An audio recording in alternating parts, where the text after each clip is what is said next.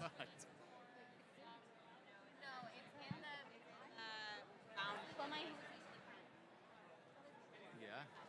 Oh, thanks.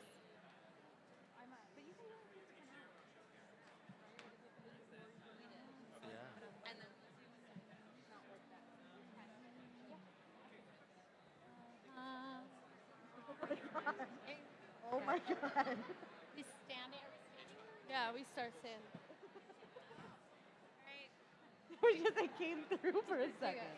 Got it? Okay. Okay.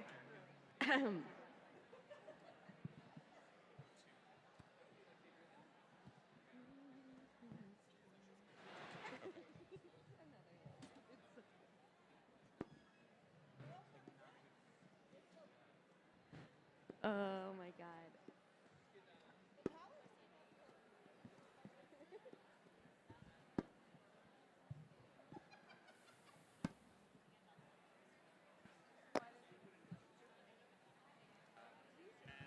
Yes.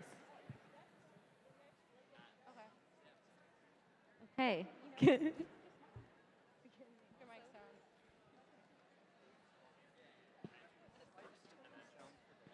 It's kind of like spiritual, though. Yeah. Microphone was off. Ha! Let's do it. All right, that was the. Since we were live, just recognize. Oh my God. Okay, right. Am I now? Are we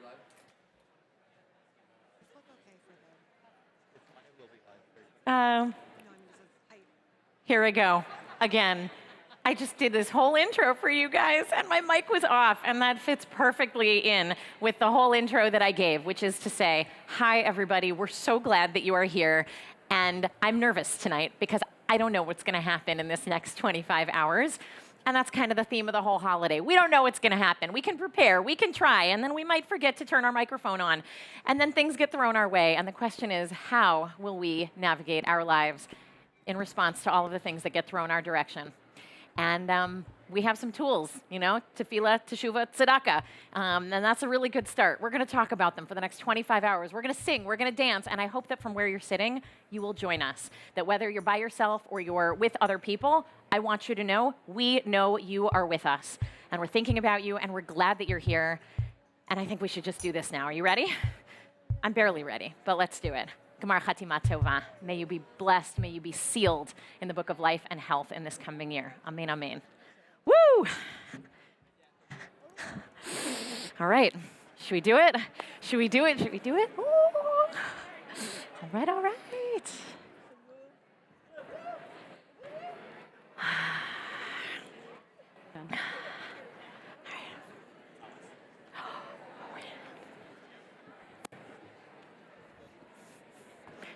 Yeah.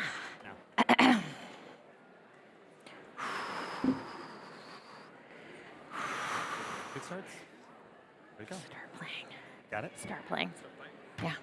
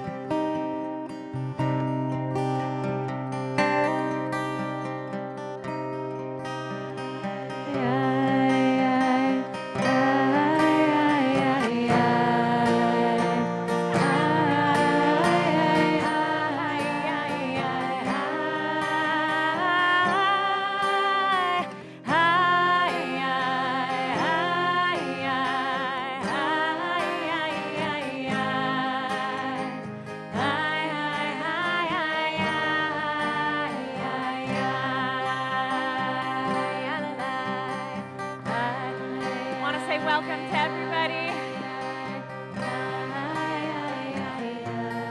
Part of the Torah's going around the room is us creating a holy heavenly court here on earth in which the Torah serve as witnesses along with all of us. So we begin the night that way.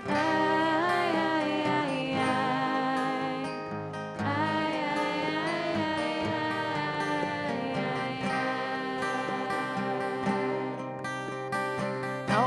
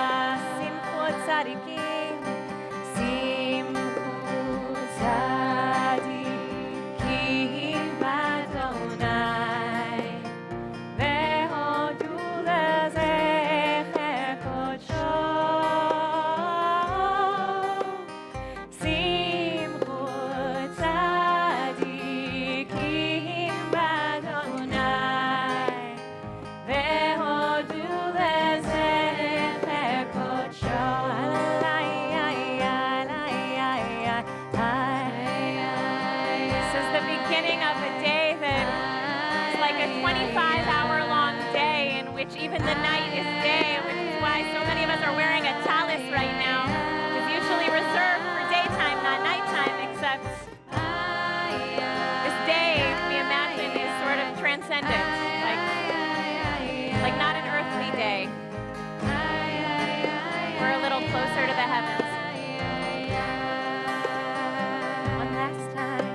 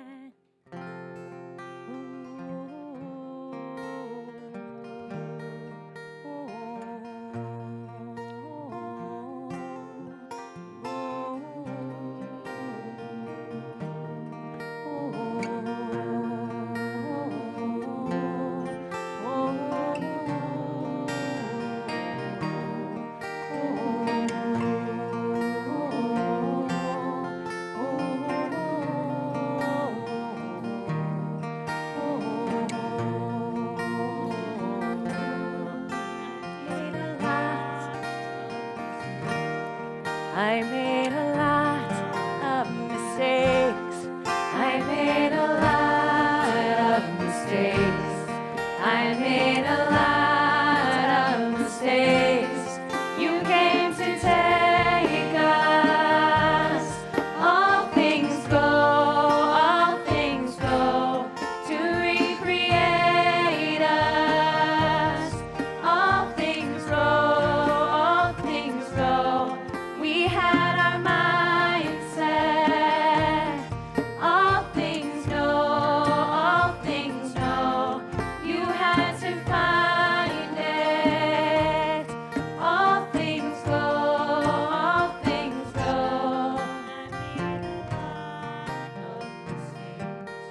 I made a lot of mistakes. I made a lot of mistakes. I made a lot of mistakes. You came to take us. All things go to recreate us. All things go. We had our mindset. All things go. You had to find it. All things go.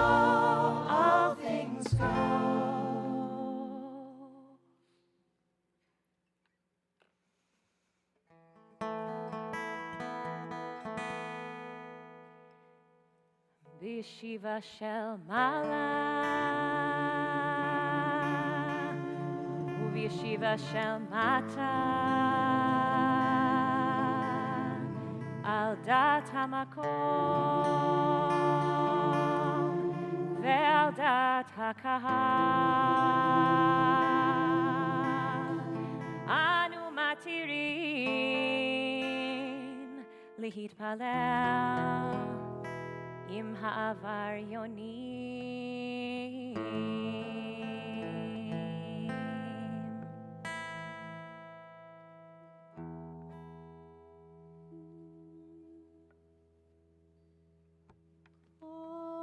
Kol Nidre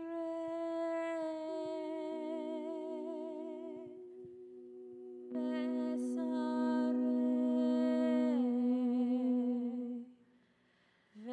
Vecharame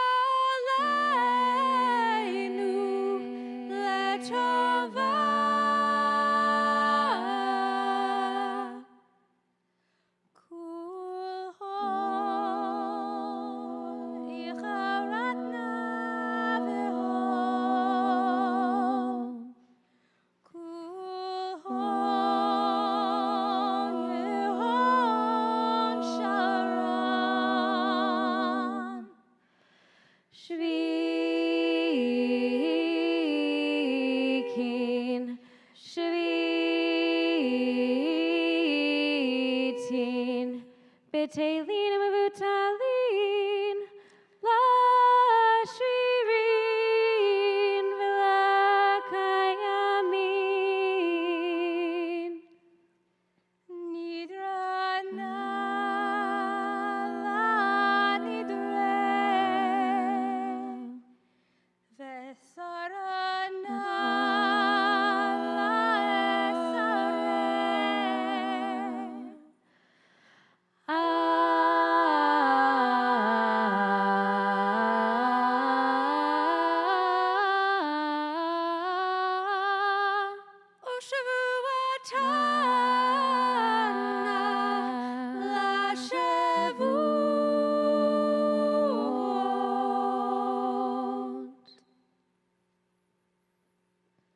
That first time was almost ethereal, and if you didn't know what it meant, you will. This second time through, you'll see what the words mean, and the third time through, we invite you to actually just sing along full-throated. The second time through, if you want to sing along, the words are on page 5, but mostly take this opportunity to let the words sink in. What are the vows that you're ready to relinquish? Kol Nidre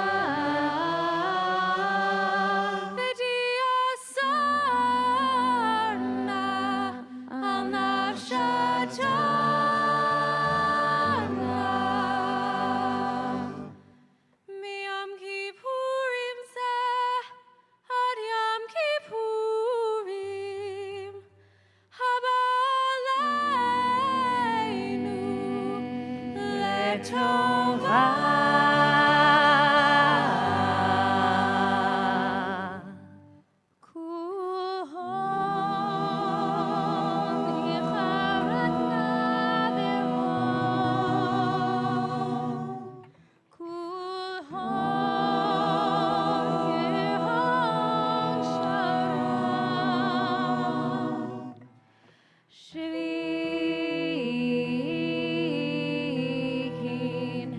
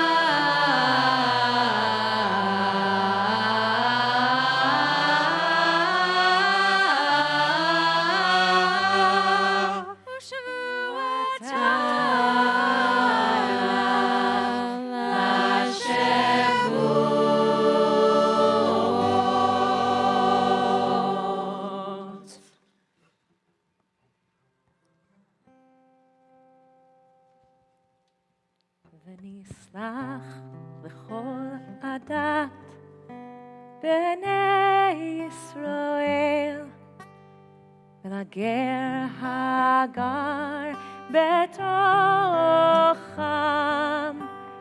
כי לכל העם הזה בשגגה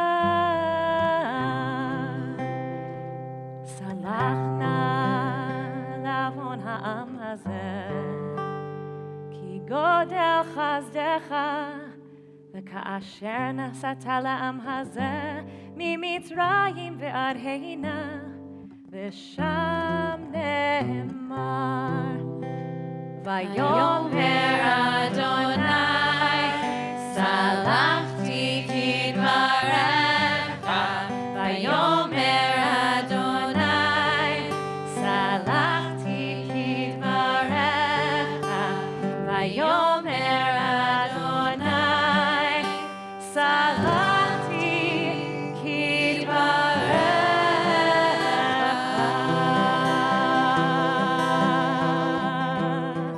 I want to invite you to place the Torahs back into the ark.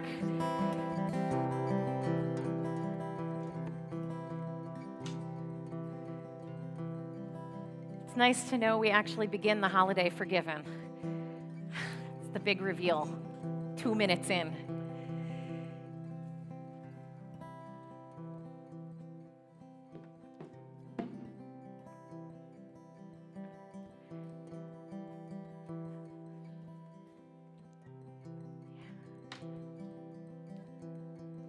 We can take a seat just for a moment here for some intro words.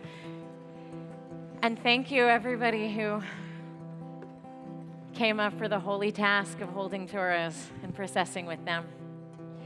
Shalom, shalom, l'rachok v'lekarov. Welcome and peace and blessings to all of you, people who have come from a far distance and people who have come from a short distance, from 10 minutes away and from across the country. Those who are regular at Jewish services and with us, and those for whom you are maybe here for the first time, people who are very comfortable in this space, and others who may have come a great emotional distance to be here tonight. I asked this at Rosh Hashanah, but is there anybody who's actually here in this space at Mishkan for the first time tonight? Yeah, you can put your hand up. It's okay. Yes, we're so glad you are here. Welcome. You came on a very intense night.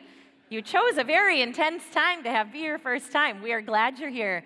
And for everybody who is joining us from your homes, we're glad you're here too. We love you.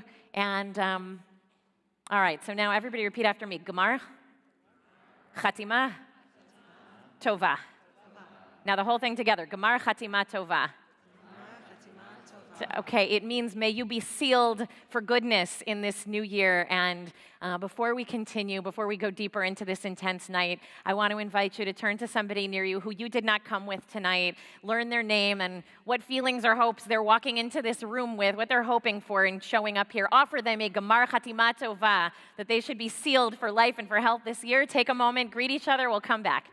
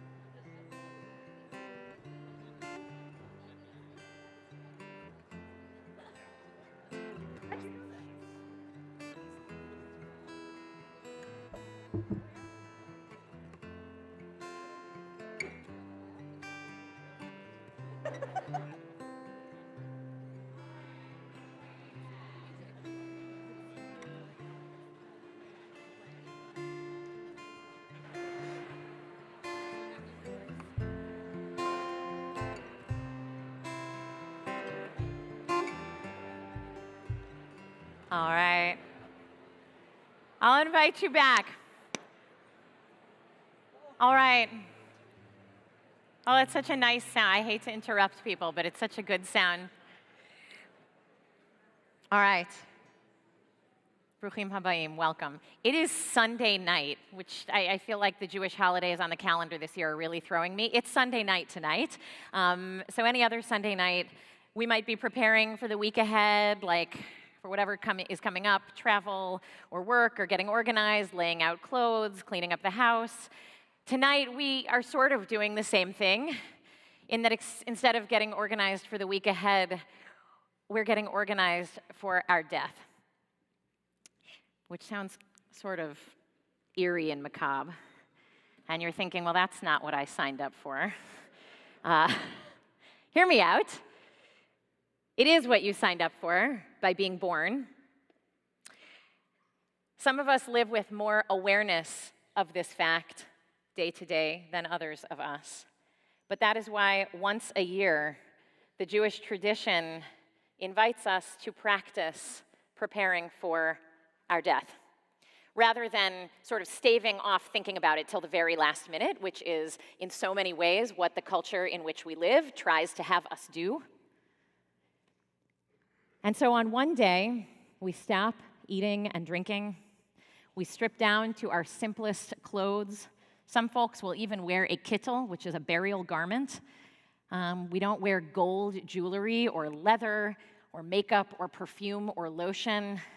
And just to make you feel better, I put on makeup and lotion before this service, but I won't be tomorrow morning. So lest you know. We don't indulge in the things we wouldn't be taking to the grave. We don't indulge in physical pleasures, for example, like sex. And that's basically it, other than food. But importantly, we say the same words that a person says on their deathbed, the vidui. We will be doing this many times, the confession. And in the actual deathbed vidui, which I have said with some of your relatives in the hospital at bedside, there's a line that says, "Now that my death is imminent, may my death serve as the atonement I might not have achieved in life." But the idea is, of course, to achieve atonement in life. And this is why we go through this once a year at the very least. And then in that liturgy, the dying person says, "Shema Yisrael Adonai Eloheinu Adonai Echad." And they say, "Baruch Shem Kavod Malchuto Leolam Va'ed" 3 times. And they say, "Adonai Hu HaElohim" 7 times, which is exactly how we end tomorrow night. And you would think tomorrow night, fast forwarding 24 hours, that the second services end, people would rush out of here to go eat because we've been so uncomfortable and cranky. But no, actually what happens in here, and those of you who stay for Ne'ilah, and I hope you do, will see this, we will sing and dance and jump around on this stage because in the room is this feeling of aliveness, of connectedness to your essential nature and your radiance and your beauty and your wonder and your connection to the divine, having gone through this day, which prepares us to let go, to relinquish all the things that we hold on so tightly to, but instead hold on to the most important things and then celebrate them and embody them more fully. If you've never stayed for Ne'ilah, I really do invite you to try it. It is an intense and kind of amazing feeling inside of your body, but also just in this room after 24 hours of spending the time in this space, thinking these thoughts and saying these words. So that is all to say that Yom Kippur, even though it is a serious day, it is a joyful day. And in many synagogues, this day may feel very somber. I hope you got a taste of the somberness even as we were singing Kol Nidre just now, but it should not feel sad. That's sort of missing the point. Or rather, it's sad that in our lives we screw up and we have said and done things that have hurt people, including ourselves. But it is joyful to know that we are here. We're here and can repair the broken relationships and make tshuva and change our lives. That's what this is about. And so this day invites us to leave out the things that give us temporary satisfaction, but not actually deeper life meaning, at least most of the time, and lean into the things that feed us real meaning in life. our relationships, our hard-won wisdom, our memories, our love, our own physical presence and the presence of one another, our community. We give ourselves space to actually feel what our hunger and pain and discomfort feel like without rushing to cover them up or hide them. And I also want to say, of course, if you need to eat for health reasons or take medication, health comes first, and you should only fast if you can do so healthily. But regardless of fasting, there's so much that we can do to loosen our grip today on money, on fancy things, on our need to be well-dressed and well-presented and smell good and well-spoken.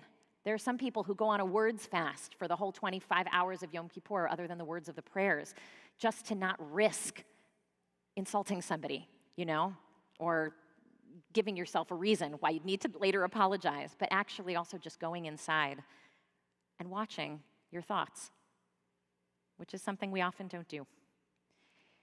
And we will see that we will not only survive, but we will be closer to one another in our vulnerability, in our realness, and we're also closer to God. I know that for so many in this room, this year has held great blessings. And for so many, this year has held challenges and pain and loss and heartbreak, and all of it can be here with us in this room. We don't banish any of it. We won't run away from it. We create space for it, and we'll see what transforms inside of us. If we are simply present with it all, it is a gift and a blessing to get to do this together with all of you.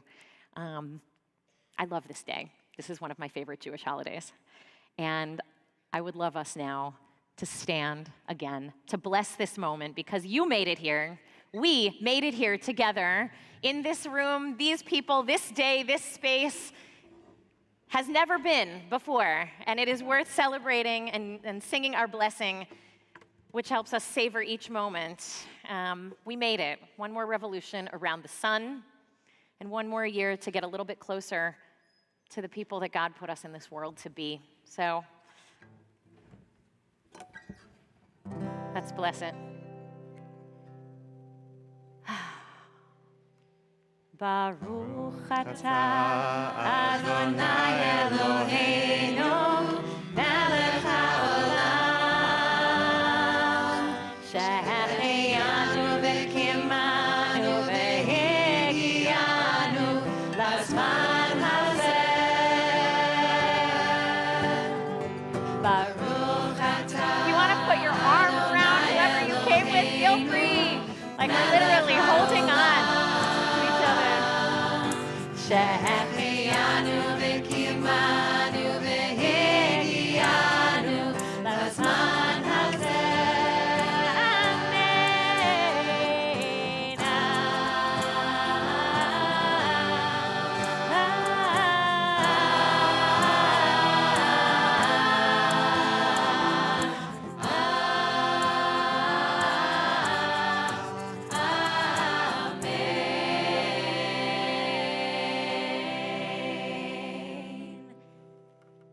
We turn to page 9 and face east.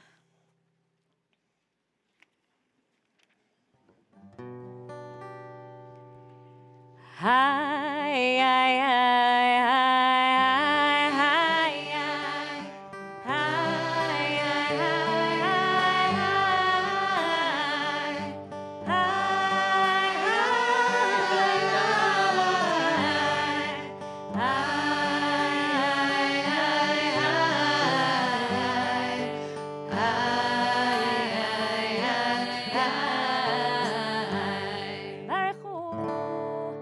את אדוני המבורך. ברוך אדוני המבורך לעולם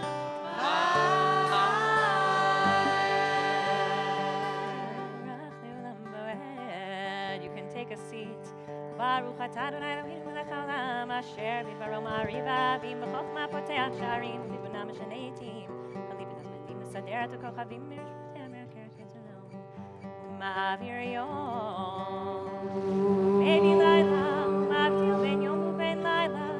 אדוני צבאות שמו אל חי וקיים תמיד ימלוך עלינו לעולם ועד.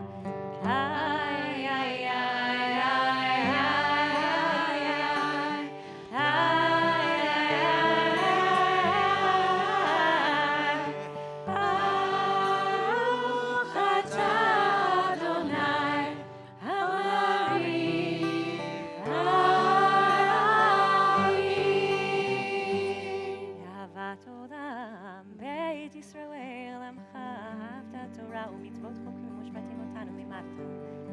We'll be going kind of in and out loud and quietly and personally, and you can use the English or the Hebrew. Go at your own pace. באורך ימינו ובהם נגי יום ולילה והבטחה תסיר ממנו לעולמים. איי איי איי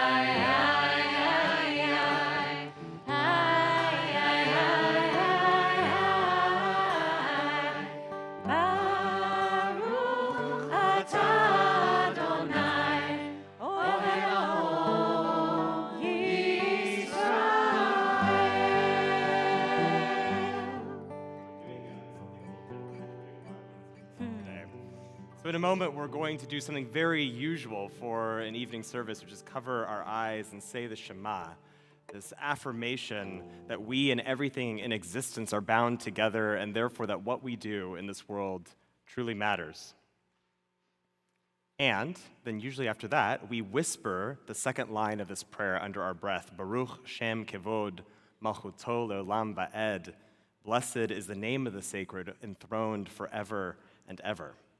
But today, because we're doing things a little differently, we say it aloud. Now, the story goes that Moses, when he ascended to Mount Sinai to receive the Torah, heard the angels saying this phrase, and he borrowed it, maybe actually stole it, for us to use in our prayers. And so we keep it hush-hush, right? The idea being that if we said it aloud, the angels would peer down from somewhere up there and say, what are you doing? You think you think you can say these sacred words? But today, the way we're dressed, the way we're acting, the posture we're taking, we're cosplaying angels. And so we say it aloud. We say it aloud. We take this moment to say these words aloud as if we are standing at the summit of that mountain in the presence of the very source of all things, whether you call it God or the divine or just simply that thing that connects us that's bigger than all of us. And it's an act of imagination, but I believe it has a very real lesson, which is actually it's not just today that we are like angels, but we're always kind of like angels, pure and holy and unique and irreplaceable and sacred and special, not just today, but every day. We're on page 11.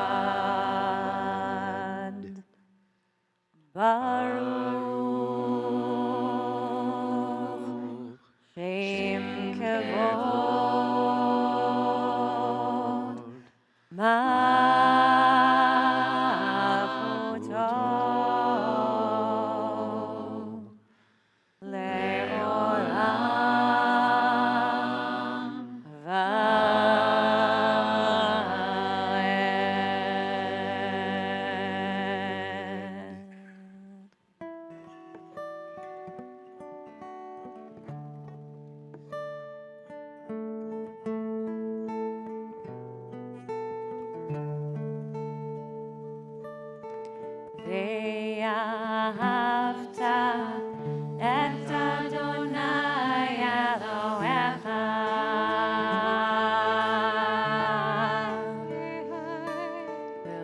בכל לבבך ובכל נפשך ובכל מאודך.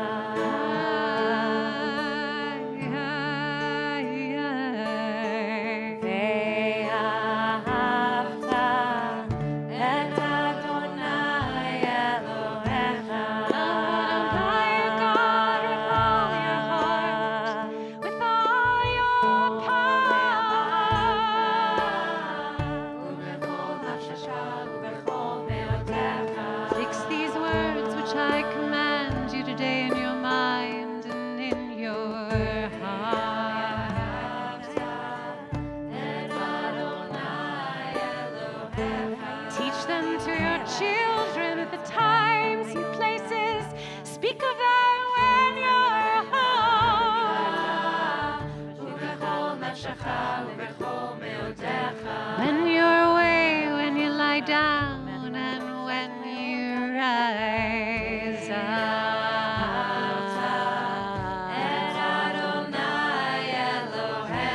Tie them on your hand as a reminder, also between your eyes.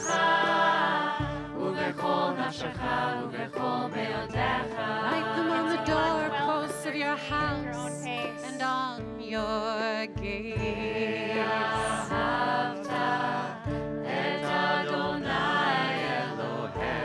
Love Adonai your God with all your heart, with all your being, with all your power. ובכל נפשך ובכל מאודך.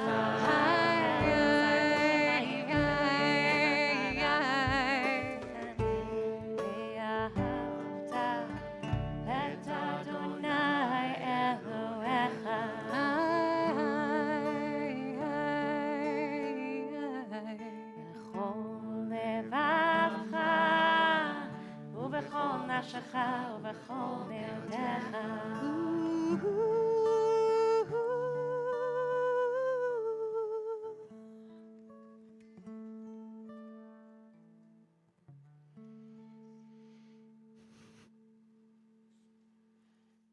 אדוני אלוהיכם אמת. אמת ואמונה כל זאת וקיים עלינו, כי הוא אדוני אלוהינו. The bottom of 14. ומלכותו ברצון קיבלו עליהם משה ומרים ובני ישראל לכענו שירה בשמחה רבה ואמרו כולם מי כמוך באלים אדוני מי כמוך נדר בקודש נורא תהילות עושה מלכותך ראו בניך בוקע ים לפני משה זה אלי ענו ואמרו אדוני ימלוך לעולם ועד נאמר כי פדה אדוני את יעקב וגאלו מיד חזק ממנו היי היי היי היי היי היי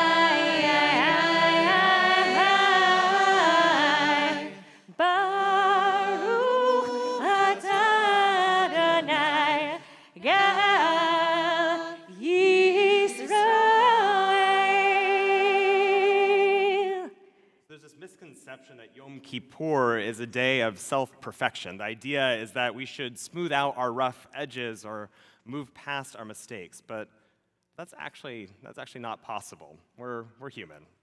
I'm human. You're all human. And as much as we aspire to become our best selves, we are always, and we will always be, a work in progress, and that's okay. That's okay. One of the messages of Yom Kippur is that our broken and messy bits aren't anathema to sacred space or obstacles for a spiritual practice. They're actually part of it. They're actually part of it. In ancient times, the priest, whom we'll read a lot about tomorrow, did not just attend to people's spirits, but to their minds and bodies as well, determining whether we are healthy or sick, monitoring the rhythms of people's bodies, and attending to those struggling with mental illness. For the Judaism practice in the Torah, our spiritual and physical and mental well-being coexisted. Now, over time, these became divorced, and yes, I think it's actually a very good thing that qualified health professionals take care of our bodies and our minds. And I believe that meeting our psychic and our physical needs should be supported by our spiritual communities. It belongs in this space, too. Now, at Mishkan, this is expressed through Maggie's Place, which just this past year received a massive grant through the JUF. We're the only synagogue to receive one of these grants, recognizing our work of connecting people with social services, of convening support and wellness groups, and providing holistic support for people's well-being. This is incredibly holy work. To provide, as we'll sing in a moment, a Sukkot Shalom, a shelter of peace, to allow folks to bring their whole selves into sacred space, into this space, and feel comforted and supported and safe and held by community. It is something that we all need. It is also something that we all deserve. I want us to take a moment to just think of anybody who needs a little extra love tonight. It could be you. Whatever it is that you're facing, whatever it is that they're facing, just take a moment, and you can either hold them in your heart or your mind, or if you want to say their names aloud, we're not going to be able to all hear each other, but the people near you will hear. Somebody who needs that Sukkot Shalom. We invite them into the space, whether in person or in spirit, to say, you, yes, all of you, is welcome here. You're always welcome here.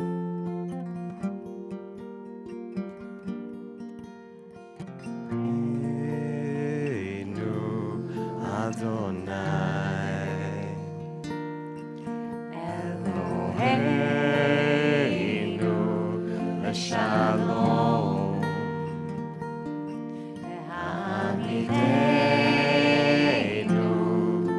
Shomreinu L'chaim,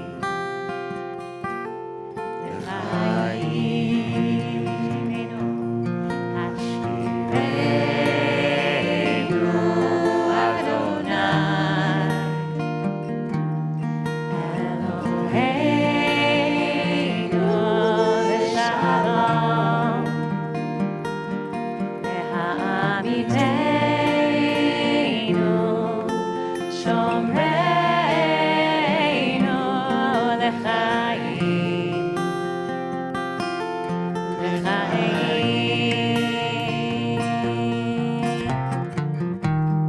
Ufaros Aleinu Sukkot Shalom Echad,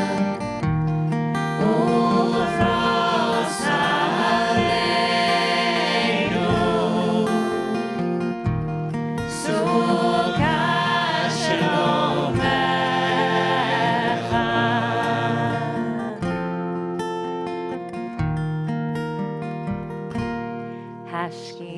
Hashkivenu Adonai, Eloheinu L'shalom, V'ha'amidenu Shomreinu L'chaim,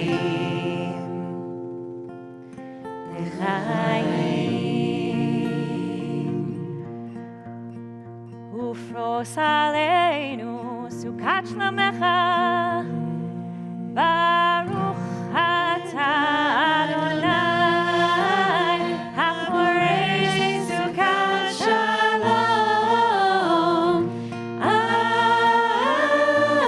Aleinu, Ve'al kol amo Yisrael, Ve'al kol yoshvei Tevel, Ve'al Yerushalayim.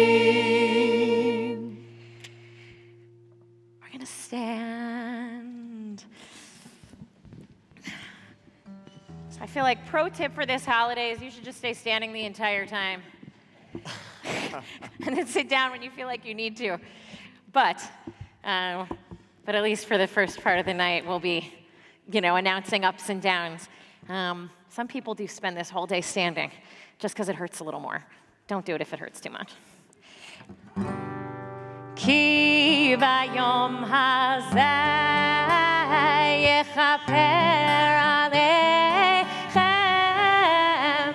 letaher etchem lifnei Adonai titaru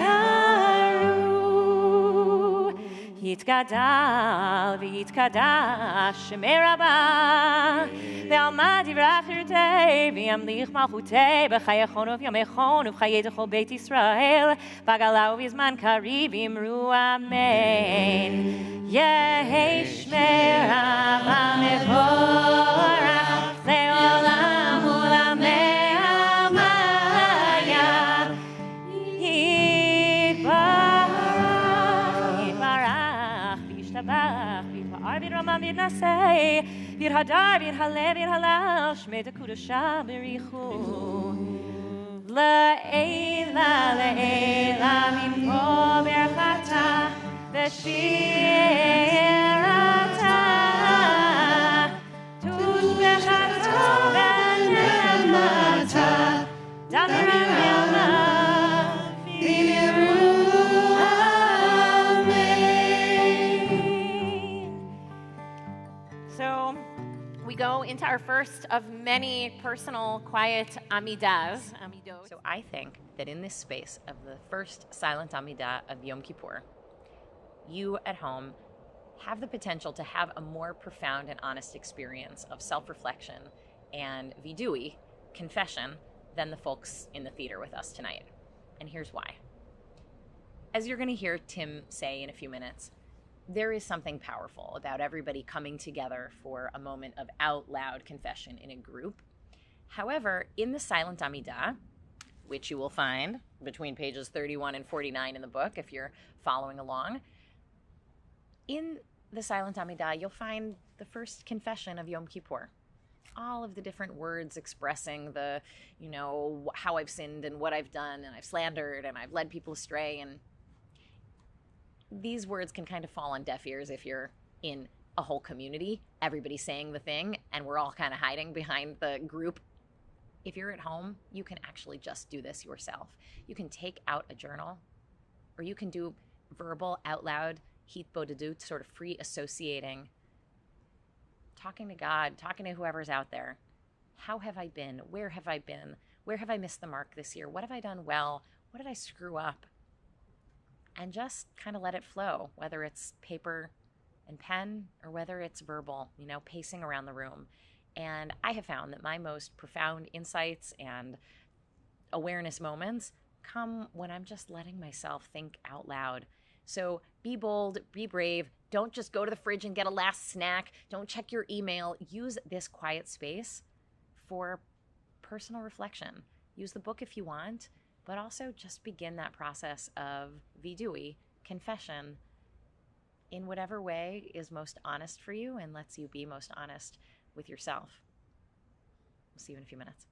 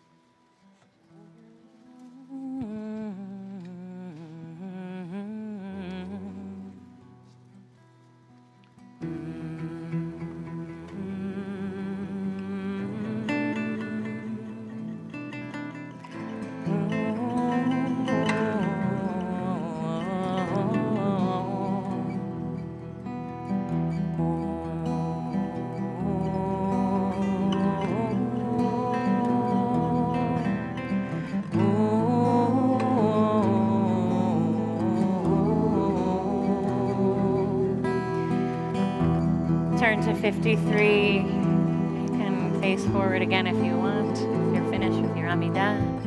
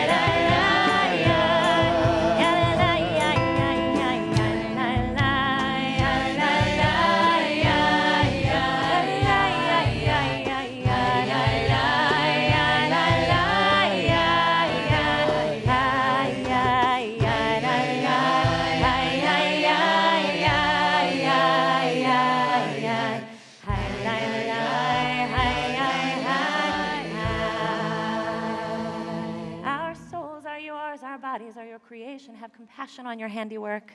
Haneshama lach v'haguf shelach, Adonai aseh leman shemecha. Ki hine kachomer beyad hayotzer, bertzono marchiv u'mechatzer. Ken anachnu beyad chesed notzer, labrit habet v'al tefen leyetzer. We're going to kind of continue pages 55 through 60. Adonai, Adonai, El Rachum v'chanun, Erech Apayim v'rav chesed v'emet, Notzer chesed l'alafim, Nosei avon v'cheisha v'chet v'naken.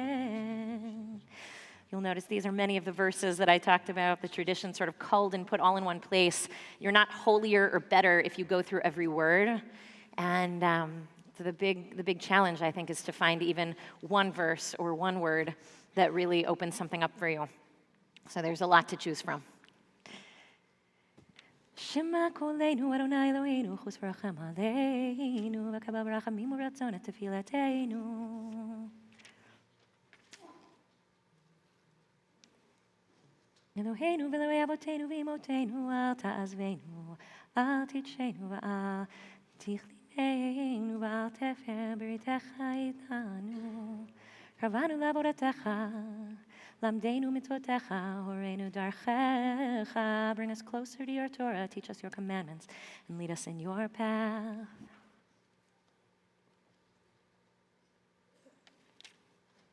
We can be heartless, but you are compassionate and full of grace. We can be stubborn, but you are slow to anger. Anu malei avon v'ata malei rachamim. Anu yameinu katzel over v'ata hushnotenu lo yitamu. We have made many mistakes, but you are full of compassion. Our days are like a fleeting shadow, but yours and your years will never end. Before we go into our first vidui, come on up, Tim. You can take a seat. We'll be standing again as we strike our chests, but as you listen to Tim talk, you can take a seat. All right. Tim Graves has been a beloved community member for many years, and he's going to share a little of his story with you tonight as an intro to our first confessional. Oh, you need a microphone. Right. Can you hear me okay? All right, cool. There's a lot of it. Hi. Do you actually want to stand? Yeah. Yes, for sure. Yeah. Because I'm going to talk with my hands. Yeah. I gesticulate. Okay. Yeah. Great. I don't know. Okay. I'm not qualified. Okay. Ticket is just making sure that you're speaking into it. Are we good? Yeah. Hi, everyone. I'm Tim. Amakai in Jewish Spaces. Wait, hang on. Oh. Like right here. Right here? Forward and not on the side. Here? Yes, exactly. I want people to hear you. Well, I want to be heard. Hi, everyone. I am Tim Amakai in Jewish Spaces, and I'm a proud member of this community and have been for many years. And if this was about 2 or 3 years ago, and we weren't in pandemic mode and we were able to get together, I wouldn't be standing here. I'd be sitting out there, almost assuredly buzzed, maybe even drunk already, and I would probably have a bottle stashed somewhere in the building, because that's what drunks do. We drink.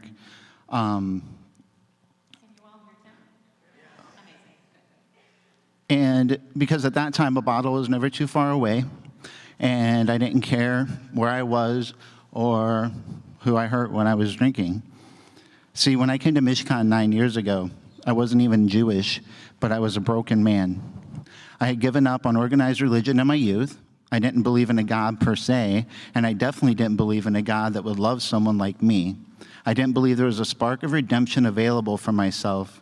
The universe, the power I choose to call God, put Rabbi Lizzie and Mishkan into my life at a time when I was struggling to be fully in recovery and find myself trying to figure out how to be a good father amongst many other challenges. Over the ensuing 9 years, with many bumps in the road, 5 trips to rehab, the last one made possible by our Mishkan community and a blessing that is Beit Teshuvah, a Jewish recovery community in LA. And with the continued love and support of this congregation and the people who love me, I'm standing here before you, a man on the mend. I'm standing before you as someone who has forgiven themselves and who has been forgiven by many of those I have hurt. I stand here today as a representative of those of us in the community who are struggling or who have beaten substance use disorder, those of us who are neurodivergent, who live with mental health issues, those of us who are queer or questioning, those who are parents, those who may not be in any of those things, but who may have missed the mark this past year in some ways, and those of us who are wondering whether we will ever find love again because of our past transgressions. Those of us who in some ways persist and refuse to quit moving forward and are willing to do the work to return to the path. The road that led me here began with something so simple and yet so powerful. I had to admit out loud that I was not on the path that the universe, God, had intended for me. I had to confess out loud to the people around me all of the things I had been doing, all of the lies, all of the things that I was ashamed of and worked so hard to keep hidden, but couldn't hide from God and could no longer hide from others. The secrets I had kept only served to reinforce a disconnection I felt from the world, from people I loved and God, and reinforce the worthlessness and the self-loathing that made me believe that I was not worthy of anyone's love, especially God's. But the secrets began to be too great, too heavy for me to carry. I had to let them out, or I felt like it would explode. And once I started talking, I did explode. It all came pouring out. As it came out, something amazing happened. The world began to open up for me. I had made my world so small. I had been so alone, filled with fear, cutting off everyone, including God. And now as I confess my deepest, darkest secrets, I was all of a sudden connected again, connected to the people around me and connected to God. Once I confessed, I could begin to make true teshuvah. In recovery, we say we are only as sick as our secrets. For me, I know that today that is true. My confessions 2 years ago were things you can only hear in church basements, surrounded by other alcoholics and addicts, secret drinking, weekly binges, not caring about my future, not caring about the damage I was doing to my body or my family, and I had a heart attack at 45 to prove it. Drink again. Lying to loved ones, lying to Rabbi Lizzie and the other clergy, and lying to myself. Today, my confessions are not as juicy.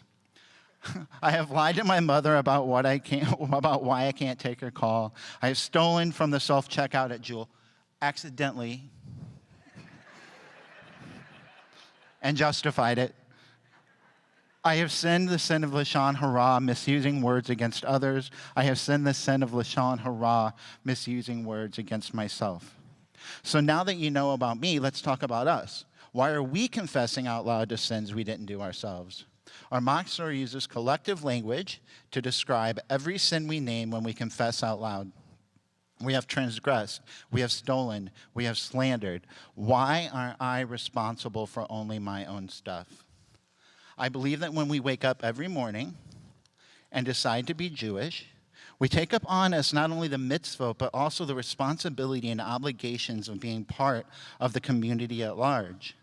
Our transgressions become a part of the community's collective transgressions, which in turn become a part of the larger global Jewish community's transgressions.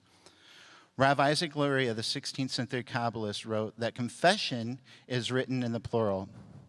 We have sinned, because all Israel is considered like one body, and every person is a limb of that body. So we confess to the sins of all the parts of that body.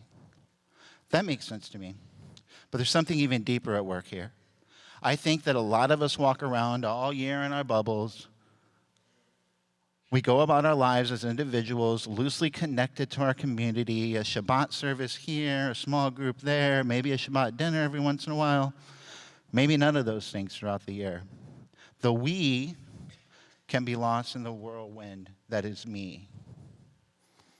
Maybe if you are like I used to be, you don't think you deserve to be part of a community, a society that you will have to go it alone forever. Maybe you think you don't need to ask for help or lean on other people. I believe today that is not the case for me or anyone in this room. We are Israel, the people of the book, and none of us are alone. By standing together for confession, we are reminded that we are a part of that body Rav Luria wrote about.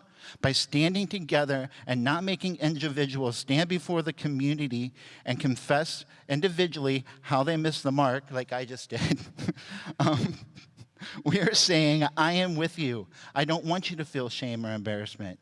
So I'll say your sins and you'll say mine, and we are in this together because we are part of one body. This collectivism is a power that I rely on to keep going some days. It is a power I use to gird myself when I must apologize and make teshuvah, and it's so hard. The knowledge that no matter what happens, that I am a part of something bigger, that I deserve to be here, and there are people in this community who have also missed the mark. We all missed the mark, and today we will come together and we will say, we have sinned.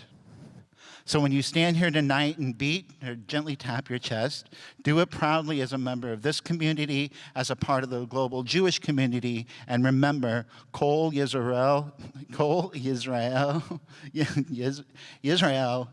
Erevim Zeh Bezeh.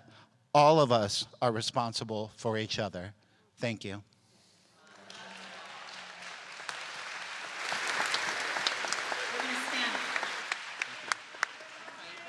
You got applause, Tim.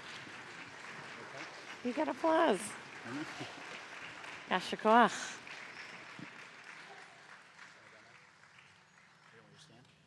Do you want to do this up here? Or you want to do it from your seat? Okay.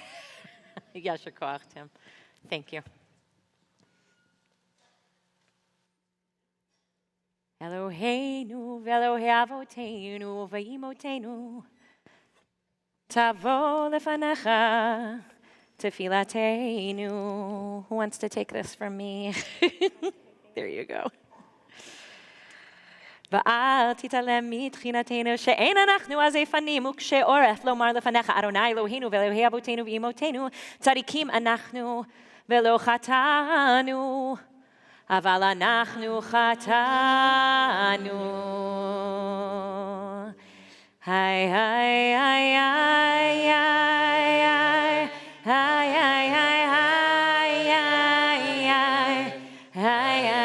hi,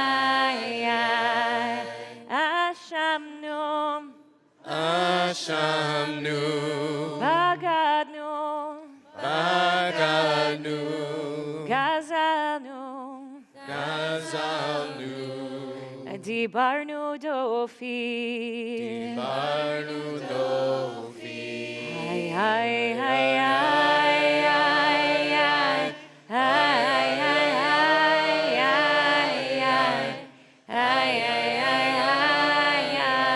hi, Hevinu, Vahirshanu,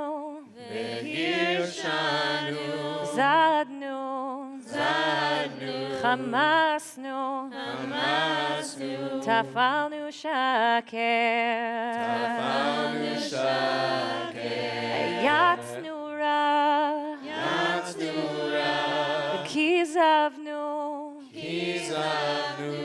Latznu, Maradnu, Niatznu, Sararnu, Avinu, Hashanu, Sararnu, Kishinu oref, Hi, hi, hi, hi, hi,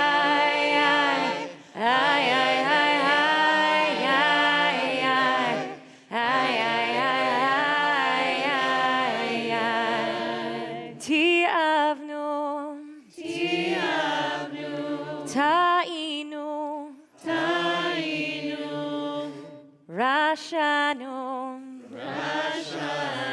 Shichatnu, Titanu, Ay, ay, ay, ay, ay, ay, ay, ay, ay, ay,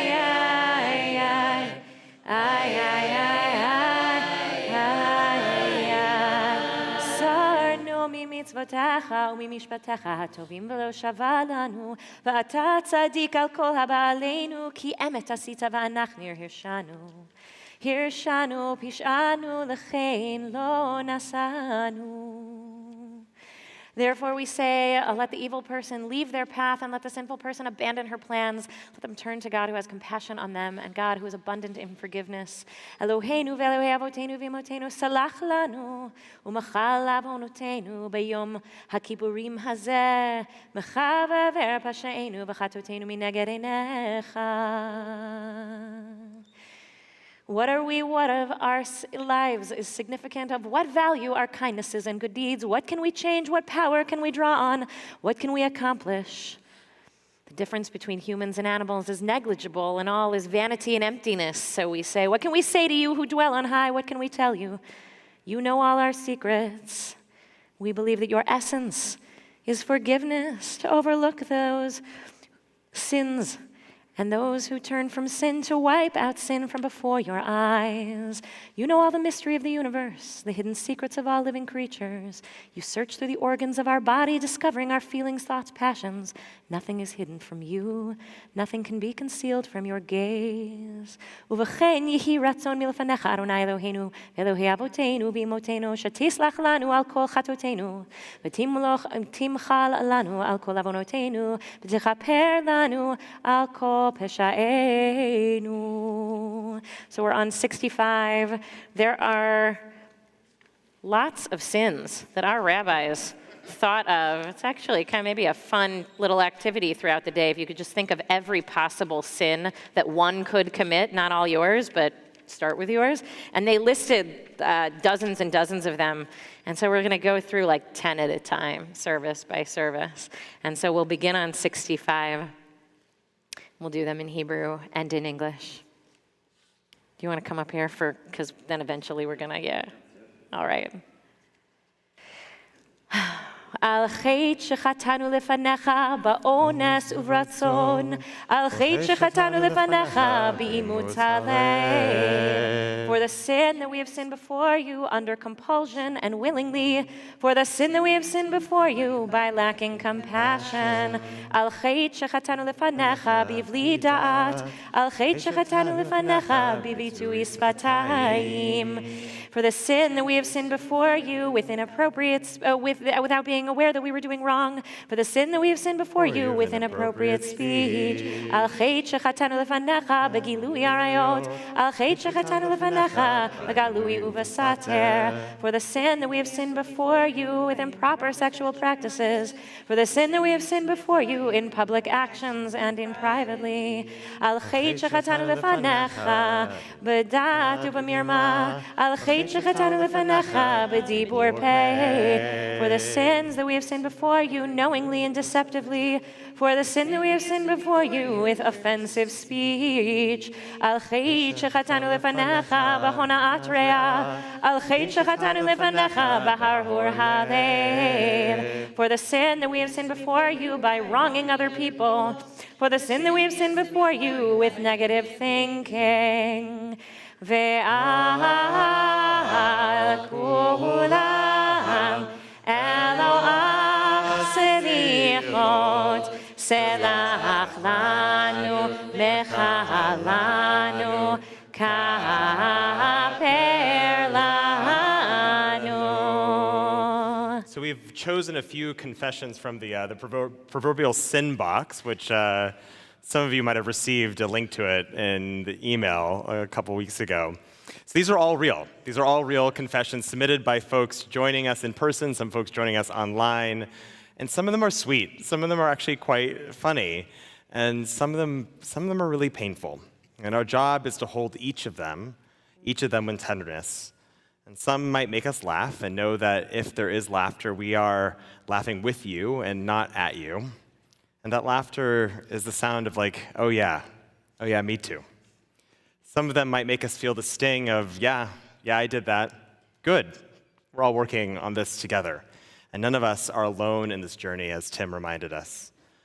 And not all sins are so serious, and some are. We can recognize the shortcomings that are both amusing alongside the big oops that we did. And remember that feeling depressed or feeling lost or feeling bad about yourself, going through a rough time is not a sin. It is never a sin. And if that's something you submitted to the sin box, or it's a feeling that's evoked by something that we say here today, know that we're here for you and want to help you find the resources and support for healing. And in the same way as we, did this for everyone in the book, we can join the submitter in striking our own chest for each one of these. For the sin of wasting time, for the sin of self-pity, for the sin of choosing to be lonely, overweighting into engagement. For the sin of allowing my road rage and all-around irritation at the stupidity of others in traffic to manifest in ways I'd be ashamed if my rabbi saw. For the sin of rejoicing in the indictments of high-profile criminals who led insurrections against our democracy. For the sin of complacency and not caring for myself with regularity. For the sin of not really listening to my wife when I am tired. For the sin of envying what others have, which robs me of feeling joy and gratitude for what I have, and also robs me of sharing others' joy. For the sin of being honest, of not being honest when I was too thinly stretched to make plans and then showing up to be with friends and being short-tempered. I should have just been honest about the time I needed for myself for other things. My friends can handle it. Ve'al kulam Eloah selichot selach lanu mechalanu ka'aper lanu ve'al kulam Eloah selichot selach lanu mechalanu selach lanu mechalanu ka'aper lanu.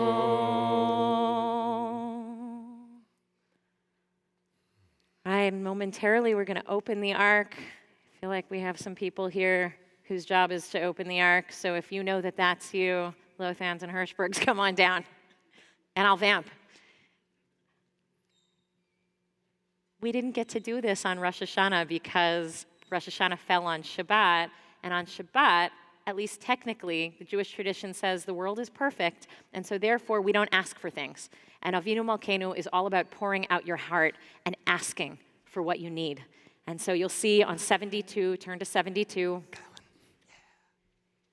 we have this intimate language for talking to God. Avinu Malkeinu, dad, or mom, or parent, person whose DNA and whose life and whose story I share and I'm connected to in whatever way. Complex, loving, challenging, all of it is in those words. And then we demand stuff. And if you look down the page on 72, 73, and 74, these were the collected demands of the rabbis of the Talmud when they put their prayers together and said, God, you could do a little more for my children. God, you could send rain. God, Avinu Malkeinu. So know that is actually, that demanding energy, we bring that into Yom Kippur too. That's a lot of what this holiday is about, actually, sort of demanding our just due from the creator of the universe. So as we open the arks and then go into this like haunting, evocative tune, we'll repeat after Rachel, and then there'll be some space, and then we'll all come back together. And I invite you in that space to actually dig deep and ask, like, what are your demands this year? You might not get them all. But you don't have to hold them back, To actually say what it is that you're hoping for and need.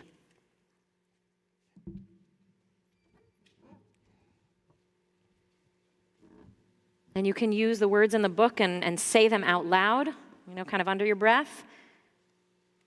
You can think them.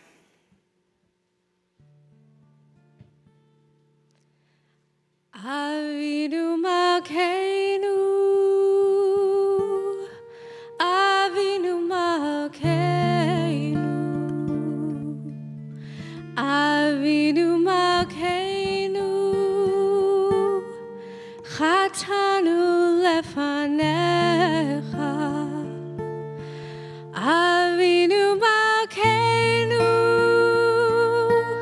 aseh imanu, leman shemecha, Avinu Malkeinu. Avinu Malkeinu,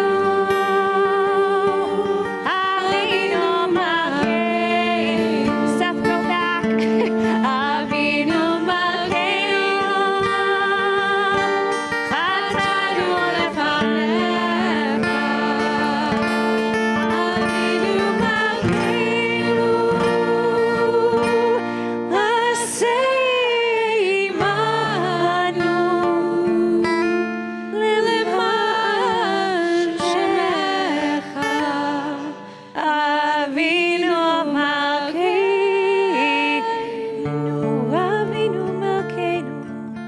Please forgive us, for forgiveness is your essence. Help us start a new year and have a good year. Nullify the designs of those who seek our harm. Avinu Malkeinu. Remove from us all tyrants and enemies. Banish plague and sword and famine and captivity, destruction, sin and persecution from the people of your covenant and all your children. Avinu Malkeinu Selachu Machol Avonoteinu. Loving companion, passionate ruler, wipe the slate clean of our misdeeds. Avinu Malkeinu. Kodveinu b'sefer Chaim Tovim. Inscribe us in your book for a good life. Inscribe us in your book for salvation and a good livelihood. Write us in your book of blessings. Avinu Malkeinu. Do not turn us away empty-handed. Remember that we are dust. Avinu Malkeinu. Have compassion on innocent children. Forgive us for the sake of those killed, declaring the holiness of your name. Avinu Malkeinu aseh leman tevuchenu al yechidcha. Forgive us for the sake of those slaughtered, proclaiming your oneness. Avinu Malkeinu. Forgive us for the sake of those who went through fire and water to sanctify your name. Avinu Malkeinu aseh lema'anecha im lo ma'anenu.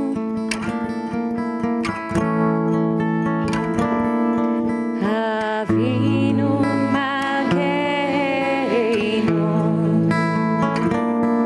Avinu Malkeinu, Avinu Malkeinu, Chaneinu va'anenu, ki ein banu ma'asim. One more time, Avinu, Avinu Malkeinu, Avinu Malkeinu, Avinu Malkeinu, Chaneinu va'anenu, ki ein banu ma'asim.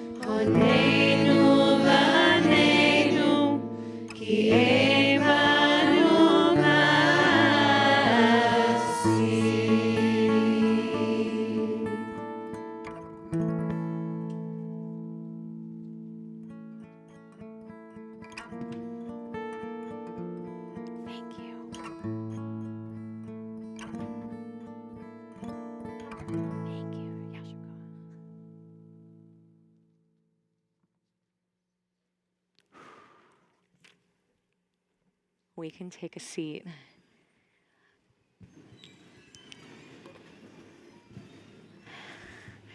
I want to introduce us to a wonderful member of Mishkan's board, Abby Kuchner, who's here tonight to do the best part. Let's get you a microphone. And I'm gonna borrow this if that's okay. Just for, what? Yeah, okay. Let's see.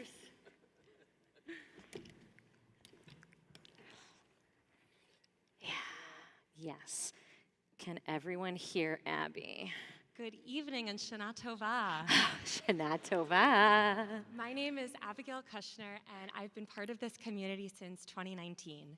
What initially drew me to Mishkan was the spirituality and warmth of this community.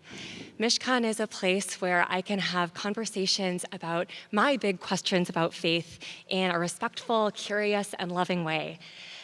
And my life has changed a lot over the past few years, and during that time, I've continued and deepened my involvement with this community. I graduated from college, started law school, and got married in a ceremony officiated by Rabbi Lizzie, of course. My husband Jacob and I roped in my in-laws, Rachel and Richard, and you can often find the whole mishpacha on Shabbat morning singing, dancing, and kibitzing with new and old Mishkan friends. The high holidays are about three main things: teshuvah, return, tefillah, prayer, and tzedakah, giving your money. Yeah, all of which can change our lives and change the world. Mishkan has helped us all move meaningfully through teshuvah and tefillah. So now it's time to turn our attention towards the third vital pillar of a strong spiritual life, tzedakah. When I joined this community, I wanted to support Mishkan, but at that time, I couldn't afford even the lowest level of buildership. I started out with a contribution of $20 per month, which was a sincere stretch for me during a time when I would walk for 45 minutes to save $2.25 in bus fare. I supplemented my giving with my time as a volunteer leader during those high holidays, and 4 years later, my circumstances have changed. I was fortunate this year to be able to make my first substantial charitable contribution, a donation to Mishkan. It might seem odd to be standing here speaking so candidly about our giving, but Jacob and I are beyond thrilled and feel privileged to be able to support our community in this way. And I hope you'll join me in reaching new levels of your own generosity tonight. Last year, I joined Mishkan's board of directors, where I now have a front seat to how remarkably fiscally responsible this organization is, and how seriously Mishkan takes Jewish community building. Mishkan gives over $100,000 of buildership adjustments every year to people who need it, just like I did, some of whom are fresh out of college and others who are facing different challenges. Our most well-attended events remain our Shabbat and holiday experiences, and because so many are in outdoor spaces or are free or both, we're able to open a wide door for all types of people to experience Judaism, and inspired, down-to-earth Judaism, a kind of Judaism that many of us wish we had known as kids. We can only make this possible with your support. Tonight, right now, is our biggest fundraiser of the year.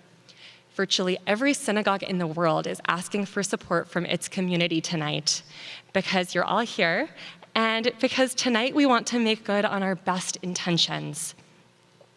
Even more than that, on Yom Kippur, we lean into physical and emotional discomfort. I invite you to lean into financial discomfort too, and maybe give more than feels easy. Feel that stretch of true generosity. Exiting your comfort zone is the spiritual core of Yom Kippur, and this is really your first chance to experience that in a way that will affect people's lives. Just look around you. Now, enjoy this year's video, a snapshot of our small groups, one of the ways Mishkan is meeting our mission to help people find connection, purpose, and inspiration. Right now, we have 10 different groups, all running with volunteer leaders, including myself. I'm a leader of a Rosh Hodash group. Thank you for listening. Thank you for supporting Mishkan, and may you be inscribed and sealed in the Book of Life. Woo! Thank you, Abby. Thank you. All right. great. When we moved to the city, we knew we wanted a synagogue with ruach, with spirit, music, progressive. I really enjoy the style of Mishkan and the more openness, the happiness, if you will, for lack of a better word, of services. I can really connect with people more. But everyone's been very friendly, very open. I really love in Mishkan how many different Jewish backgrounds there are that are all representative of the American Jewish experience. I think it's really cool.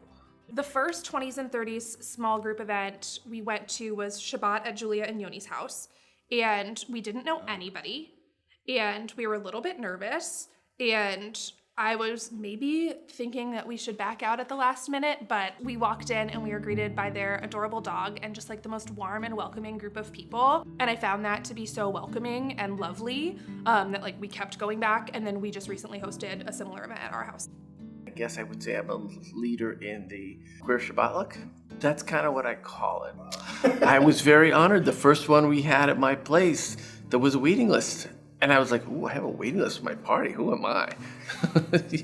So yes, it's also a really great way to know you have dinner taken care of. You have a social thing already going where you can look forward to. And people can just go there and relax. It's not high stress. And come afterwards and start the weekend and start meeting people and hang out and do something Jewish. So I just started a Rosh Chodesh group. I think meeting new people. Absolutely, it's a little bit of a challenge. It's harder when you're older. My motivation for starting Wise Guys was my own personal journey of the challenge of me going from a 60-hour work week to what do I do next? The discussion has been impactful and powerful and really just very positive. Not many other communities will give members the medium to, okay, you want to do something, how can we help you? The thing that I found so refreshing about the 20s and 30s like small group is that everyone is there with a similar goal. You know, you may know people, you may not. Everybody kind of is there to find community, and so people go into that space with a level of like openness and vulnerability that is like really refreshing. And it gives me certainly a sense that I belong to something that's larger than myself. And I think Mishkan does a great job in trying to really promote that sense of community. I think to me, Judaism is a very communal spirituality or religion. You know, the very fact that you need 10 people to make a minyan has that requirement of socialness. I have definitely found my minyan in Mishkan. I have found a group of people that, you know, when I see, it's great to see them. And just for a moment when we all met, I had this wonderful, like euphoric 2 seconds of like, community. Mishkan Chicago has grown a lot in the last 12 years. From a Friday night minyan with a few dozen folks meeting in living rooms and found spaces, to a thriving hub for Jewish life for thousands of people, where we still meet in found spaces, just bigger ones. But as we grow, that scrappy grassroots spirit still drives our most exciting and innovative work. Our small groups are made by and for the people, creating lay-led organic spaces to meet other Mishkanites with shared interests and identities, helping you meet new friends and do more Jewish. In a world where it can be easy to feel alone, we are proud of how, together, we've created so many spaces of meaningful belonging and inspiration. We can only do this with your support. We invest in an amazing staff who help you build these Jewish spaces, train leaders, and connect to something bigger. Together, we are breathing new life into Judaism, because Mishkan is more than just one place or one voice. It's a home for all kinds of people to find their people. Find your people. Find your minyan. Find your home. Because it takes all of us to breathe new life into Judaism.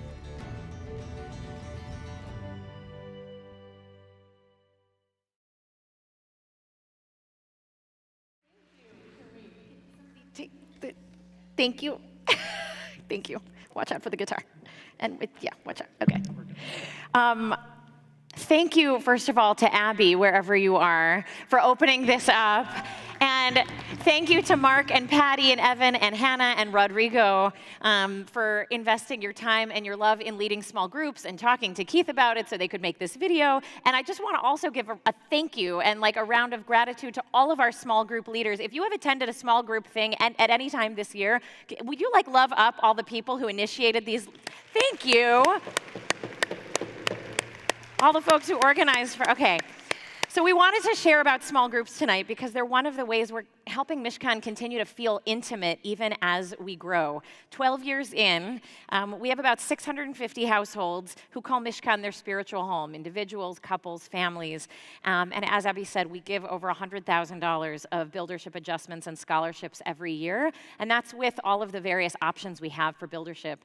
We have more kids in the programs than in our learning programs than we have ever had before in Mensch Academy and our teen programs, a whole host of new teen programs that are coming down the pike, and we've hired 2 new full-time educators for our younger families and B'nai Mitzvah and teens.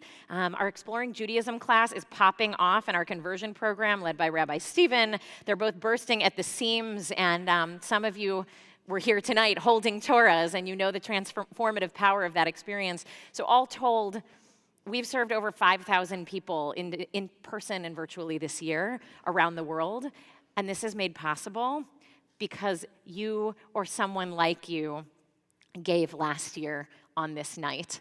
And our next year is going to be determined by what we do here together tonight, here and at home.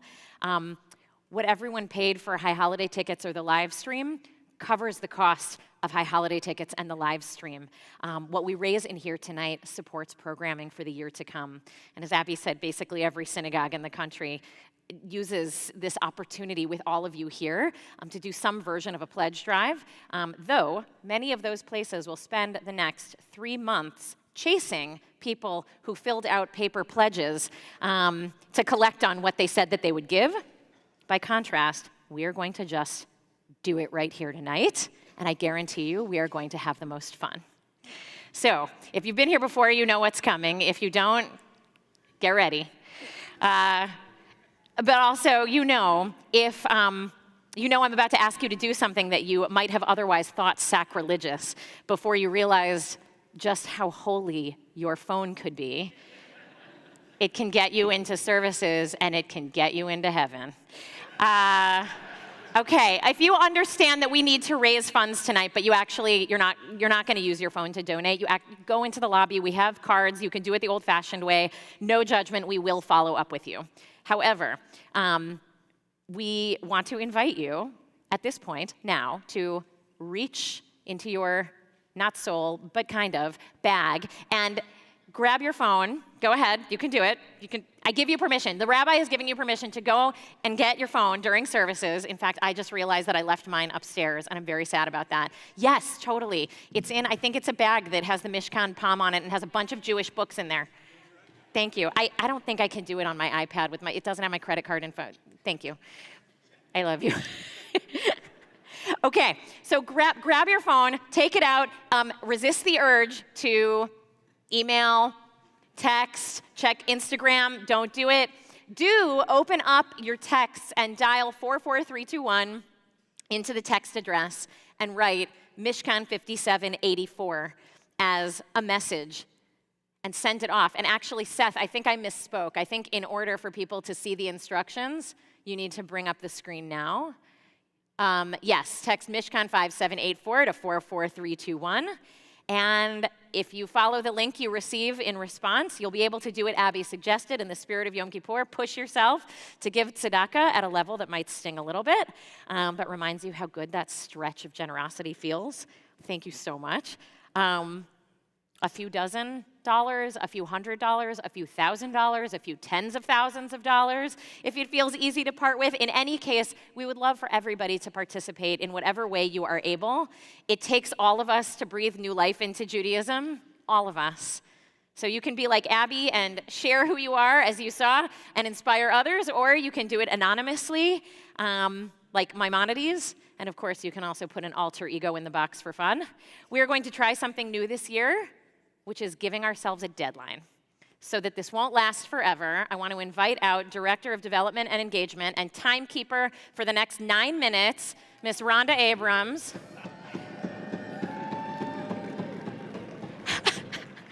And we want to have fun with this, and we don't want this to last forever. And so this only needs to last for a moment or two. You will just choose what moment it's going to be in the next 9 minutes. We're going to put half high on that clock. Amazing. Oh my God, you started it already. We have this amount of time to raise our entire Shabbat budget for the coming year. And then we'll go back to all the other ways of being spiritual on this holiday. I invite you to get up, to dance, to donate. I think we can do this. Do you think we can do this? Hit our goal, $140,000? I think we can do it. Are you ready? All right, let's do this. Ay, ay, ay, yo, yo. Ay, ay, ay, yo, yo. Ay, ay, ay, yo. I gotta donate. I gotta do it. Yo. Ay, ay, ay, yo, yo, yo.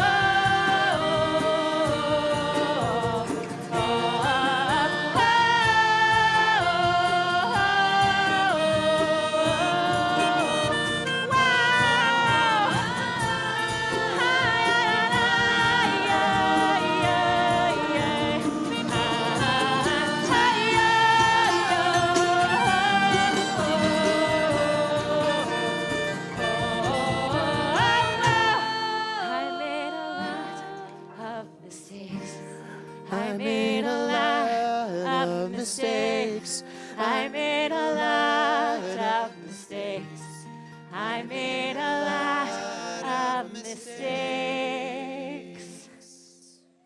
Woo!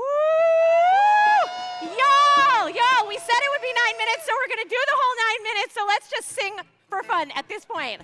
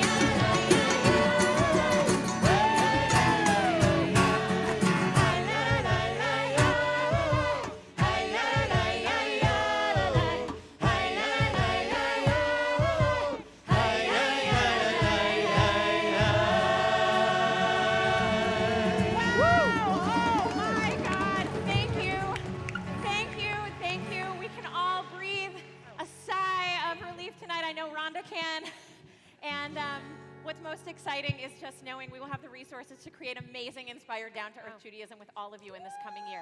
Thank you. Thank you, thank you, thank you. Sure, you will be getting an update by email how the campaign went. It's open through the end of the week, so if tonight wasn't the night, maybe you'll share with a friend, and sometime in the next couple of weeks, or the next week might be. And thank you 1,000 times. All right, D-Team, we can sit down and take a few deep breaths. Rabbi Stephen's going to lay some Torah on us, and then we're going to go home and rest, do some closing prayers and rest.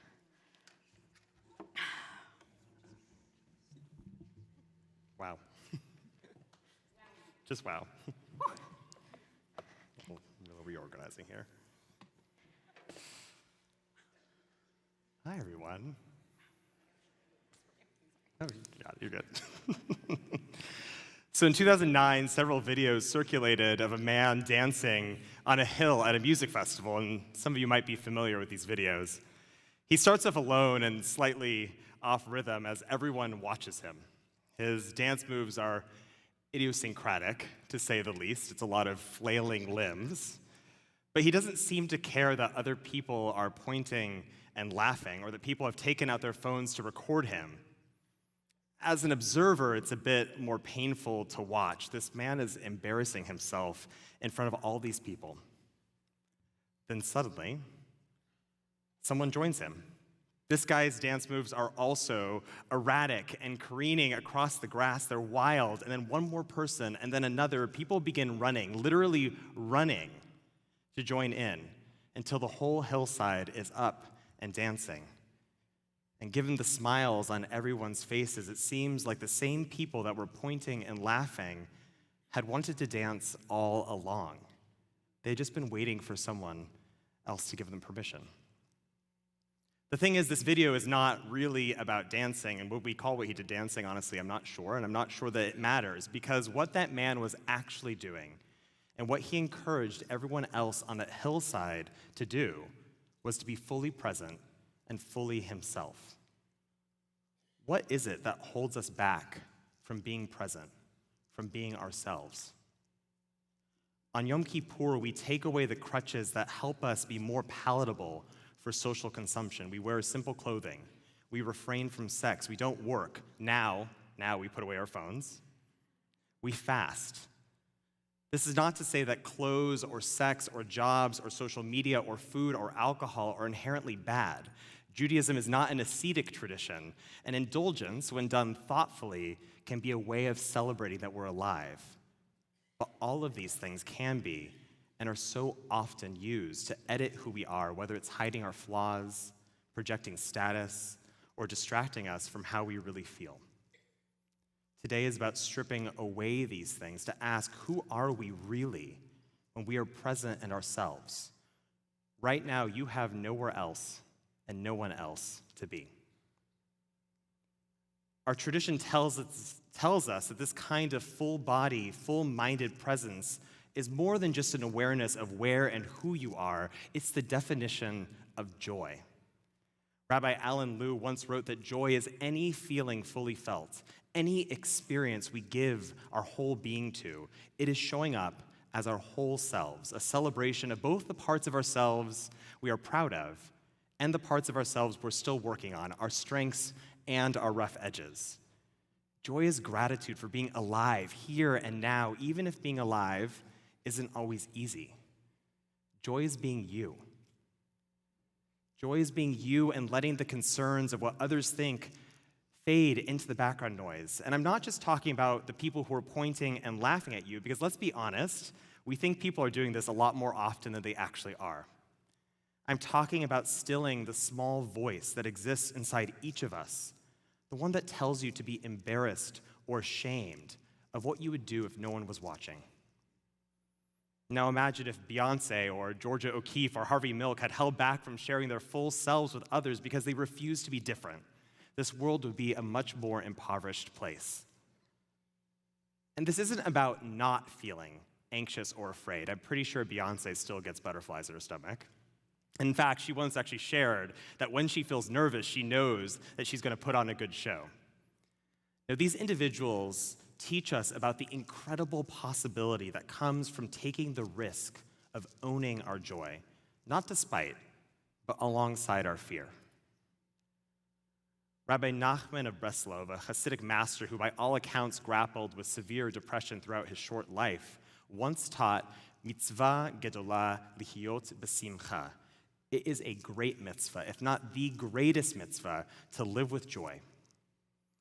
Now, it would be very easy to dismiss this teaching if we only understand joy as happiness. Given the brokenness that exists in the world around us, it would be naive, if not deeply irresponsible, to aspire towards a perpetual state of bliss. But joy is more complex than that. This is the kind of not-so-secret secret of Judaism. To live with joy is l'chaim, to choose life without expectation or pretense, encountering each moment with that full-bodied, full-minded presence I mentioned earlier. Each moment, including the difficult ones, including the truly terrible ones. It is this unapologetic insistence on living that has sustained our people through millennia, shot through with tragedy.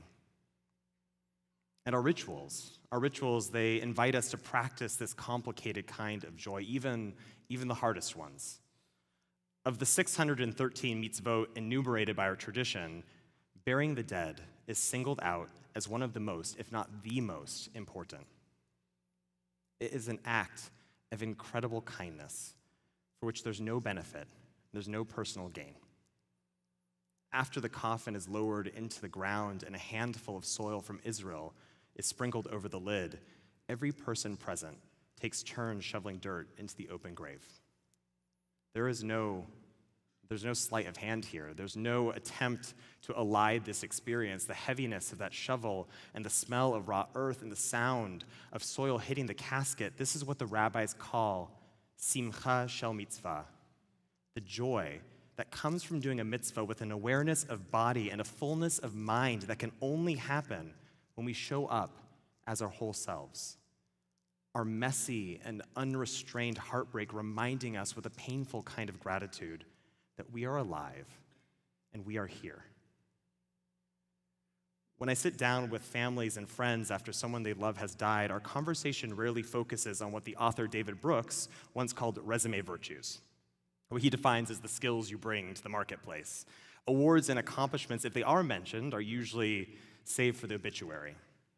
What folks talk about instead are their eulogy virtues, the qualities that made them them, what we might call their joy, the ways they showed up fully present and fully themselves. It was needlepoint or bird watching or their exasperating but sweet habit of having long conversations with strangers at the checkout line.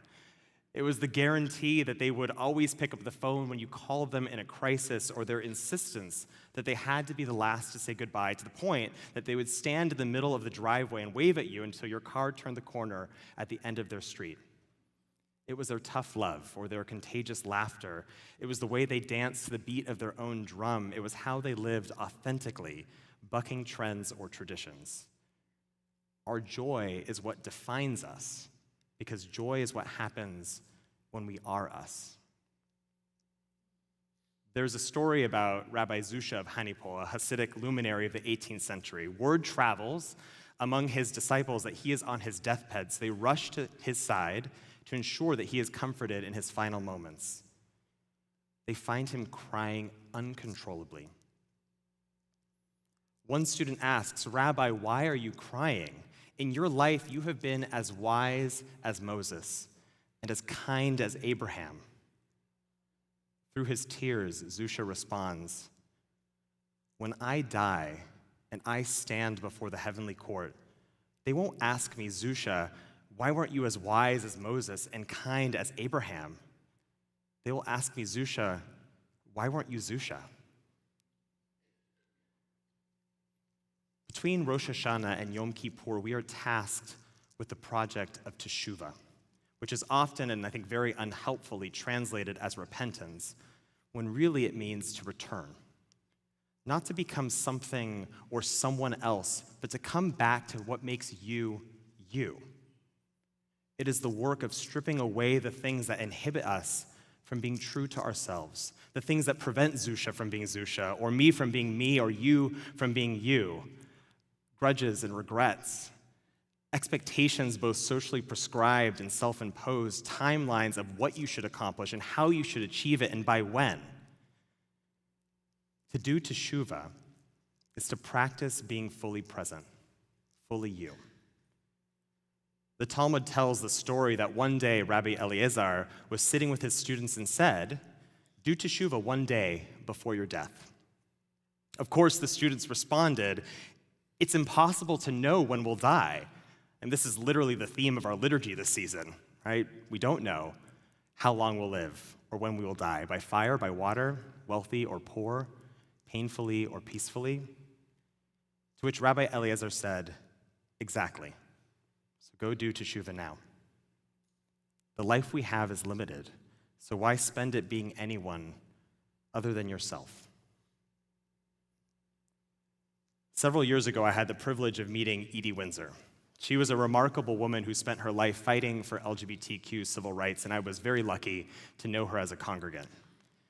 She was with her wife, Thea, for over 40 years. They met in 1963, and in 1967, they got engaged. Thea actually proposed with a circular diamond pin, fearing that a traditional ring would out them at a time when it was still legal to fire someone for being gay.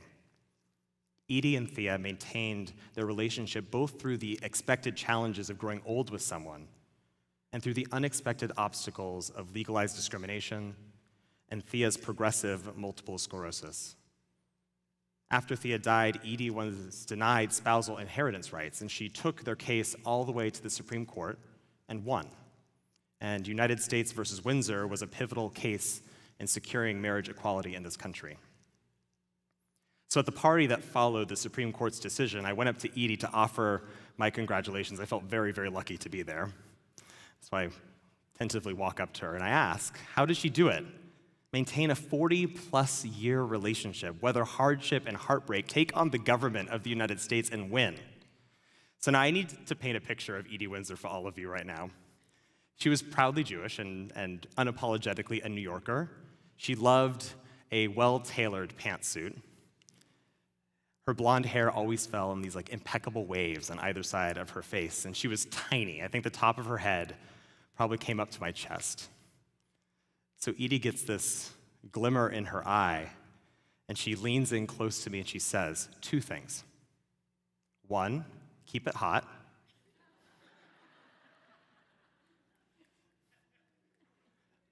And 2, do not delay joy. So I'm going to let you all figure out the first one on your own. But I want to take a moment to talk about her second point. Do not delay joy. And because of who she was, and because of the life that she lived, I don't think Edie meant happiness or fun. I think she meant joy in the most Jewish sense of the word, to show up fully and fully yourself in every moment we are given. So I know we all have it. I like to call it the drawer of delayed joy. It could be a shelf or a basket or a corner of the closet, but it's a standard feature of most of our homes. It's the place you keep that really nice candle that you're going to eventually burn when company comes over, or the bottle of wine that you'll open when you have the right reason to celebrate, or the book that you'll read when you have a moment to sit down, or the watercolors you'll pick up again when you're less busy, or the list of friends you've been meaning to call, or the meditation practice that you've been meaning to come back to, or you get the picture. I'm sure we all have it somewhere, right? So for me, it was a box of bath bombs that I was saving for an evening of self-care. They had been sitting in that drawer for so long that they had turned to chalk and crumbled. So I had to Marie Kondo those bath bombs because they very much no longer sparked joy. In fact, they had actually turned into a source of regret, a reminder of something that I had been meaning to do but never did. I really should have used them before they became unusable. To take Edie's advice is to grab hold of the time we have now without reservation, to burn the candle, to drink the wine, to tell those that we love them, to laugh out loud, to have a good cry, to dance.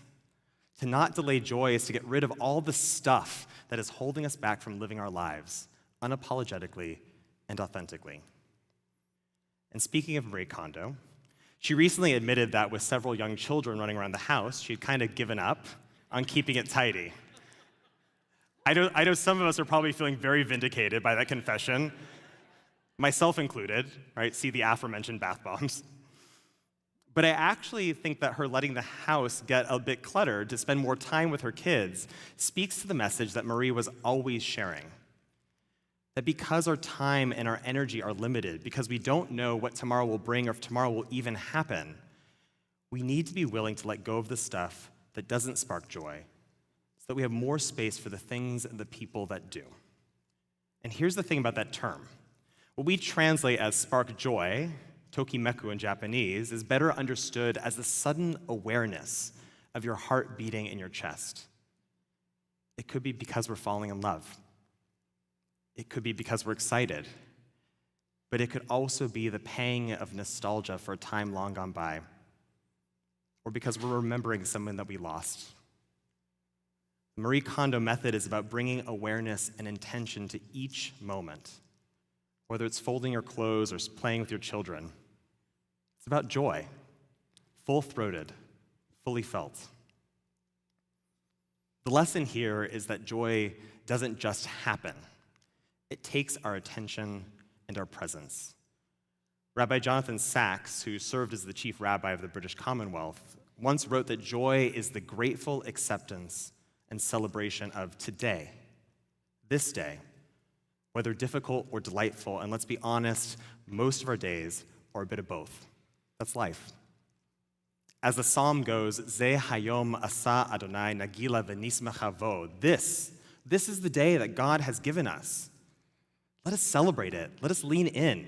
Let us find joy, not delayed or deferred, not lost in the clutter of past regrets or future concerns, and certainly not lost in mindless scrolling or retail therapy or drinking too much or any of the other ways we distract ourselves from being fully present. Too often we treat busyness as a virtue, and we'll find anything to fill the gaps in our lives. Sometimes I think we're afraid that doing nothing is an indictment of our worth. And this is why we prohibit these things on Yom Kippur, quieting the noise just long enough that we might hear that still small voice within us that is a reminder of who we really are, what we really want. It's a lot easier said than done. But that which is worth doing is often not easy. Mitzvah gedula lihiot b'simcha. It is a great mitzvah, if not the greatest mitzvah, to live with joy. I believe that this is the best thing we can do in response to a world that teaches us that we are lacking or less than. We are constantly barraged with messages telling us that a product or an experience, almost always something that can be bought or achieved, will bring us that sense of wholeness and therefore happiness. And this is the lie of consumerism and runs counter to the fundamental claim of our tradition that each of us is inherently good enough. Each of us is inherently good enough. Yes, even today on Yom Kippur, we recognize the ways we have fallen short of our fullest expression of self because we believe in our ability to change. To say that each of us deserves a second chance to do better, alongside the belief that we actually have the capacity to do so, is an unequivocal affirmation of our worth. I also believe that to live with joy is the best thing we can do in response to hate. This, in particular, is not easy. I imagine that none of us are immune to the news of increased and increasingly violent anti-Semitism in this country.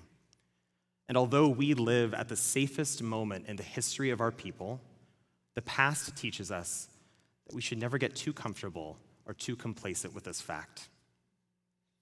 We never know when the promise of our liturgy, who by fire and who by water, who by extremists, who by terrorists, will come for any of us. I hate very few things, and Judaism teaches that hate is only reserved for the worst of what we do to one another. But I do truly hate that I am always aware of where the exits are. I hate that when I'm walking on the sidewalk, a car slowing down or a person following too close behind me puts me on alert. I hate that bulky bags or bulky clothes on the stranger, the kind that could hide a gun, makes me uncomfortable. And I hate that guns are so easy to access, which makes the hate that others might feel toward me and the people I love so unnecessarily deadly. But a life only filled with hate is no life at all. Because in the end, hate leaves no room for anything else. To live vivaciously and vibrantly in our wholeness of being, we must live with joy. The kind that helps us fully feel each and every moment we have been given as the most authentic expression of the person that only we can be. This is not an act of naivety. It is an act of defiance. The Danish theologian Søren Kierkegaard once wrote that it takes religious courage to rejoice. Despair is easy. But to diminish who we are, to disappear, that's exactly what the bigots want. Joy calls us to be even more of the thing that they hate. More Jewish, more queer, more feminine, more trans, more non-binary, more racially and culturally diverse, more us, to do exactly what we're doing here in this room right now, observing Yom Kippur, because Yom Kippur is nothing if not unapologetically and distinctly Jewish. Joy in the face of hate is an incredible act of spiritual resistance. So last year on Rosh Hashanah, I spoke about the resilience and resolve it takes to move through the brokenness we experience in the world, whether it's of our own creation or due to the simple fact that life is hard sometimes. It had only been a few months since I had finalized my divorce, and suddenly I found myself on the other side of one of the most difficult seasons of my life. I cried when we sang, Min HaMetzer Karatiya, the anani b'merchavya. From a narrow place I called out, and you answered me with expansiveness. I had come through the narrowness into a new and spacious sense of self. Now, there was freedom, but also ambivalence, and some bewilderment, and the very uncomfortable question of, well, what now? I had filled so much of my life with worry and regret, with meeting the milestones of marriage, a house, a career, with trying to repair a relationship that was broken and in the end meant to stay that way. That I had never had the space to think about, much less pursue, what joy looked like for me. I think getting divorced was the first truly selfish thing that I had done. And I don't mean selfish in an uncaring or careless way. When we're sorting through the clutter in our homes, Marie Kondo says we should gather each thing that we're thinking of throwing away and take a few minutes to hold it, remember what you appreciated about it, say thank you, and put it aside. Together and apart, my ex-husband and I had sorted through 7 years of memories and milestones to decide whether this was something that we should keep. Choosing to end my marriage was a painful and deliberate decision to prioritize my well-being over anyone else's expectations of how I should spend the remainder of my life, however long or however short it may be. So there I was last year in my eat, pray, love moment, trying to discover who I was outside of the narrowness of socially prescribed shoulds and shouldn'ts, to be fully present and fully me, to take a risk, to no longer delay joy. Now, the problem here is that I have a very low threshold for embarrassment. I think this is something that actually plagues a lot of us who grew up in the participation trophy generation.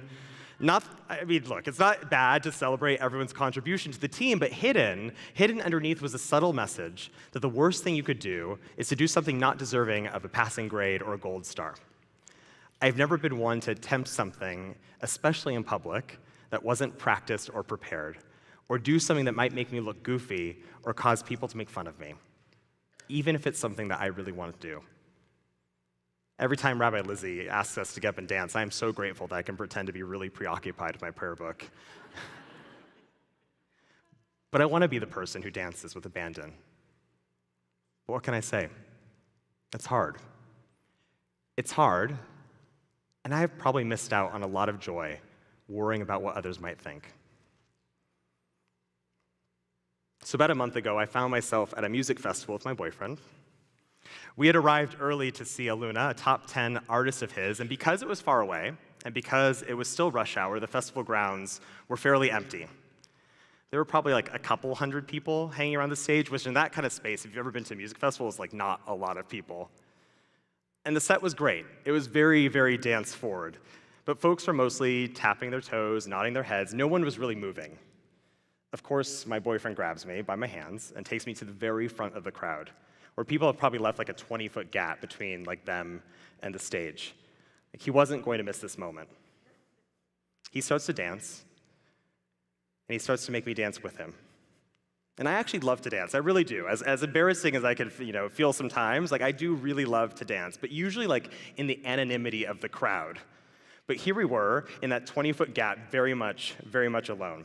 And the thoughts flood in, oh God, like not here. Everyone is looking, everyone is laughing, we're embarrassing ourselves, I look stupid, we aren't safe. And he can tell that something is up. He has this very wonderful and incredibly annoying way of knowing when I'm holding onto a feeling. So he grabs my hands and he looks me in the eyes and says, hey, be here in this moment with me. Be here in this moment with me. So I take a deep breath and I start dancing.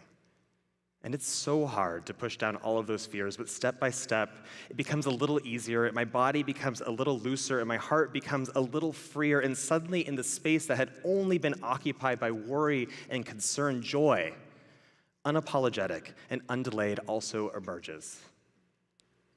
And guess what? People joined us. They had just been waiting for someone else to give them permission to be fully present and fully themselves. I believe that in every moment we're given, each of us is being invited into joy, to bring awareness to the time that you have, to do what it is that you feel called to do, to be wholly and unapologetically yourself. If you can clear out some of the clutter, if you can create a little space for silence and listen closely, you'll hear it. God whispering, be here in this moment with me. Be here in this moment with me. But whether or not you'll dance, that's up to you.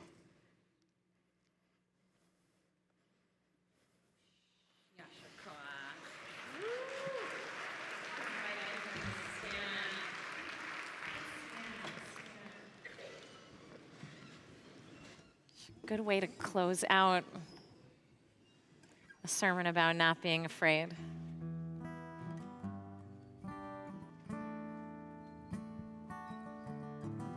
Kol ha'olam kulo gasher sar me'od. Kol ha'olam gasher sar. Kol ha'olam kulo gasher sar me'od. Kol ha'olam gasher.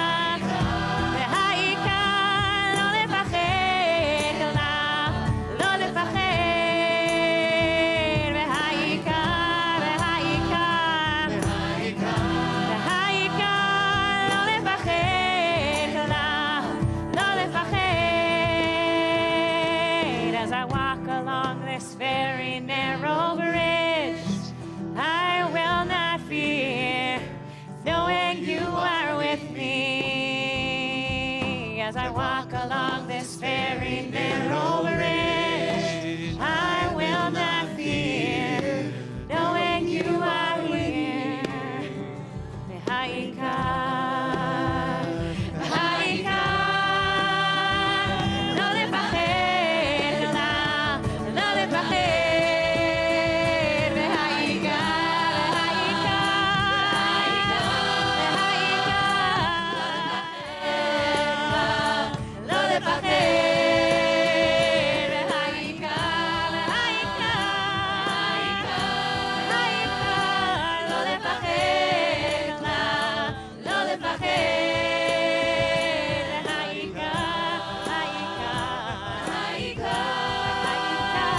לא לפחד, לא לפחד,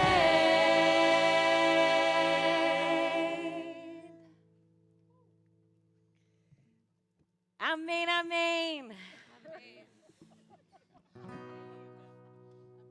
We face east, and we turn to whatever page Aleinu is on.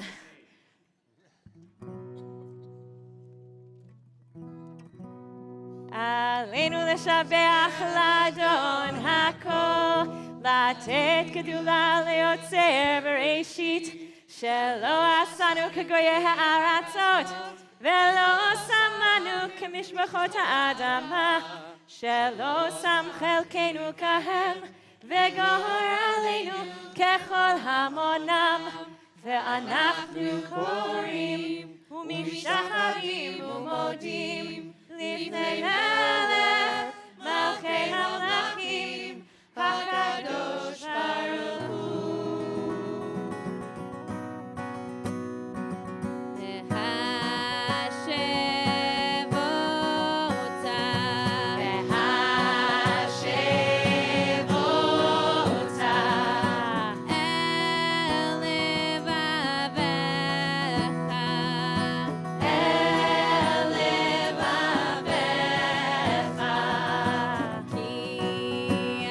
Adonai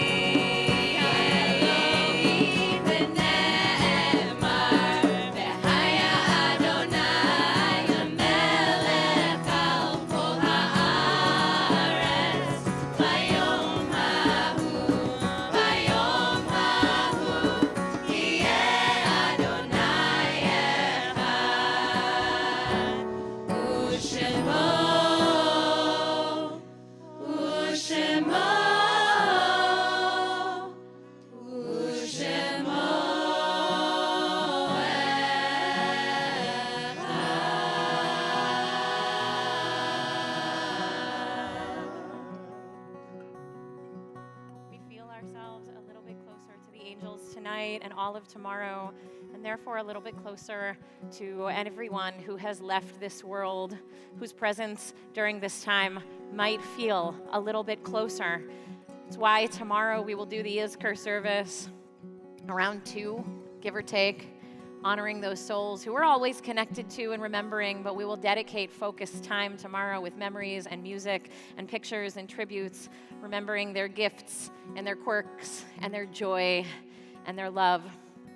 Right now, as we go into Kaddish Yatom, Mourner's Kaddish, we'll say the names of the people you're thinking about, people who you may be missing tonight because actually last year they were here, maybe next to you in this room, maybe just in this world. And you miss them. So whether you're remembering someone who's died in the past month or in the past year or just calling a precious loved one to mind, the custom when we say Kaddish is that if you are saying Kaddish for someone, you stand, and if you're not, you can take a seat. Although if it's your custom to stand, you can stand. And for those who are standing and remembering somebody, I want to just invite you to look around and notice the other people standing and to say the names of the people you're remembering, because we won't be able to hear everybody in this room, but at least the people who are saying Amen and Yehei Shmei Rabbah around you will hear that you are remembering somebody. So, of course, folks online, put names of folks you're remembering in the chat and go ahead and share in this room.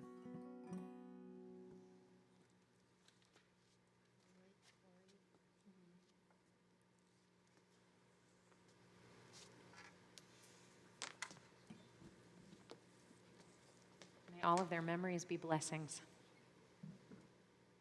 Yitgadal v'yitkadash shmei Rabbah. Ve'alma divrach chirutei ve'amlich malchutei b'chayechon u'v'yomechon u'v'chayei d'chol Beit Yisrael bagala u'v'zman kariv ve'imru Amen Yehei Shmei Rabbah mevorach le'olam u'lamei almaya.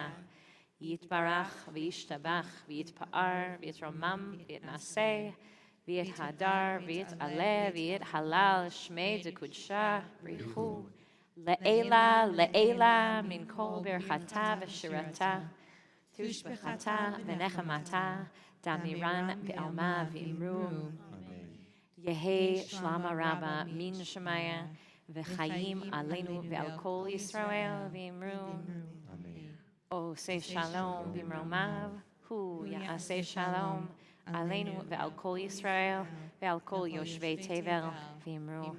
Amen. Yehi zichronam livracha. May all of their memories be blessings. So we're going to try. You can take a seat. What I'm about to give you are exit instructions. We are done for the evening. I feel like we just did a lot in here tonight. And we get to do more of this tomorrow, which I'm excited about. I don't know about you. I said it says a lot about why I went into the job I went into. So as you're walking out of here, if you borrowed a talit from us, please leave it back on the table. And if you are holding a machzor, please leave it on the table as well so that we can reset for the morning.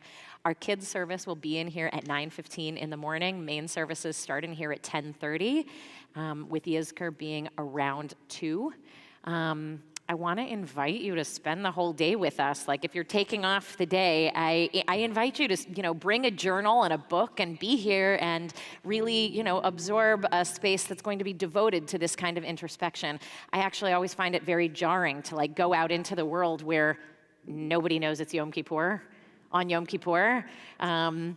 Although there are very holy and important things you can do. Even in this neighborhood, 4 blocks away, there are many refugees that are at the police station and near the police station who need someone to talk to or food. And there are ways to just show up as a human being in the world on Yom Kippur if you want to leave this place and go do a chesed or give some of the money that you might not have spent on food to somebody else who's going to use it for food.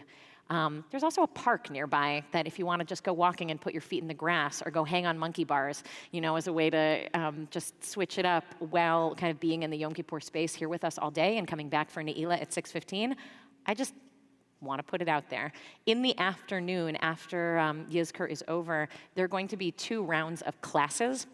we're offering that are led by community members, like brilliant community members who are teaching Jewish text, doing embodied movement, talking about what's happening in Israel, talking about social justice, talking about Rilke poetry and the themes of the day, talking about the Jewish legal traditions, the halakha of fasting, and learning sacred listening from the person who designed the portraits in faith that you might have seen last week. There are also classes online for people to explore.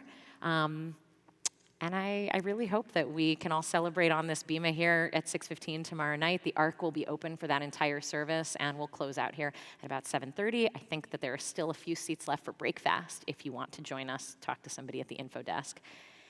And so finally, as you're leaving tonight, I just want to invite all of us to resist the urge to engage in like the noisy chatter that is so much just an unconscious part of our lives at this point, which could include small talk, although if you want to process the service, I understand. But it could just include like listening to a podcast or turning on TikTok or whatever the grams, or I don't do that.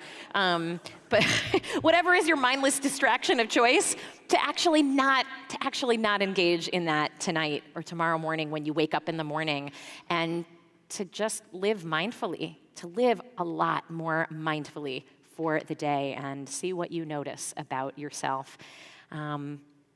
So I just want to bless everybody that angels should guard you on your way, and that you be inscribed for health and for life and for atonement this year. And we will sing you out with the angel song, that angels may guard you on your going and in your coming, and we will see you in the morning. Gemar Chatima Tova, everybody. Good night.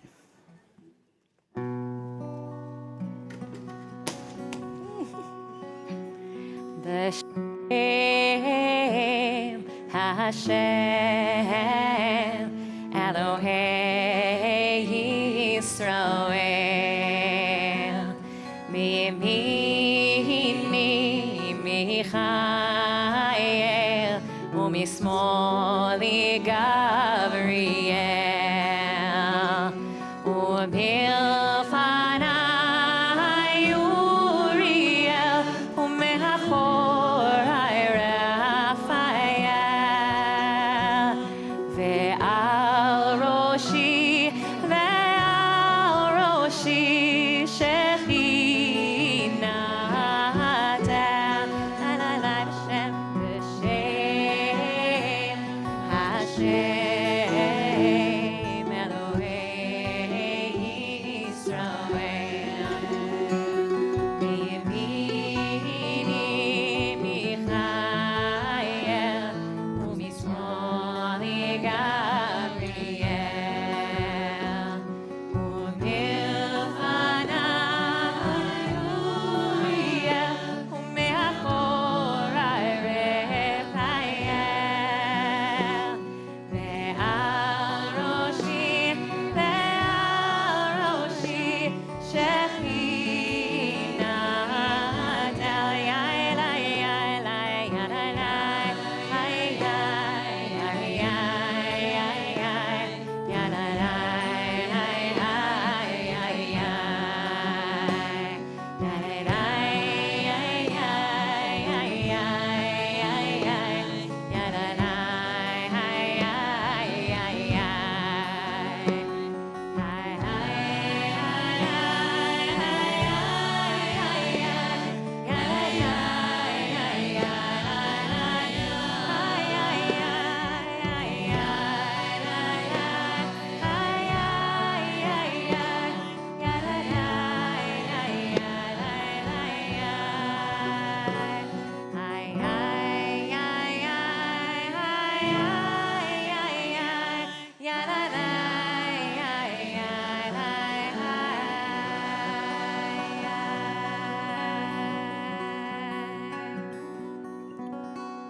We have a tradition of leaving Kol Nidre in a state of quiet introspection.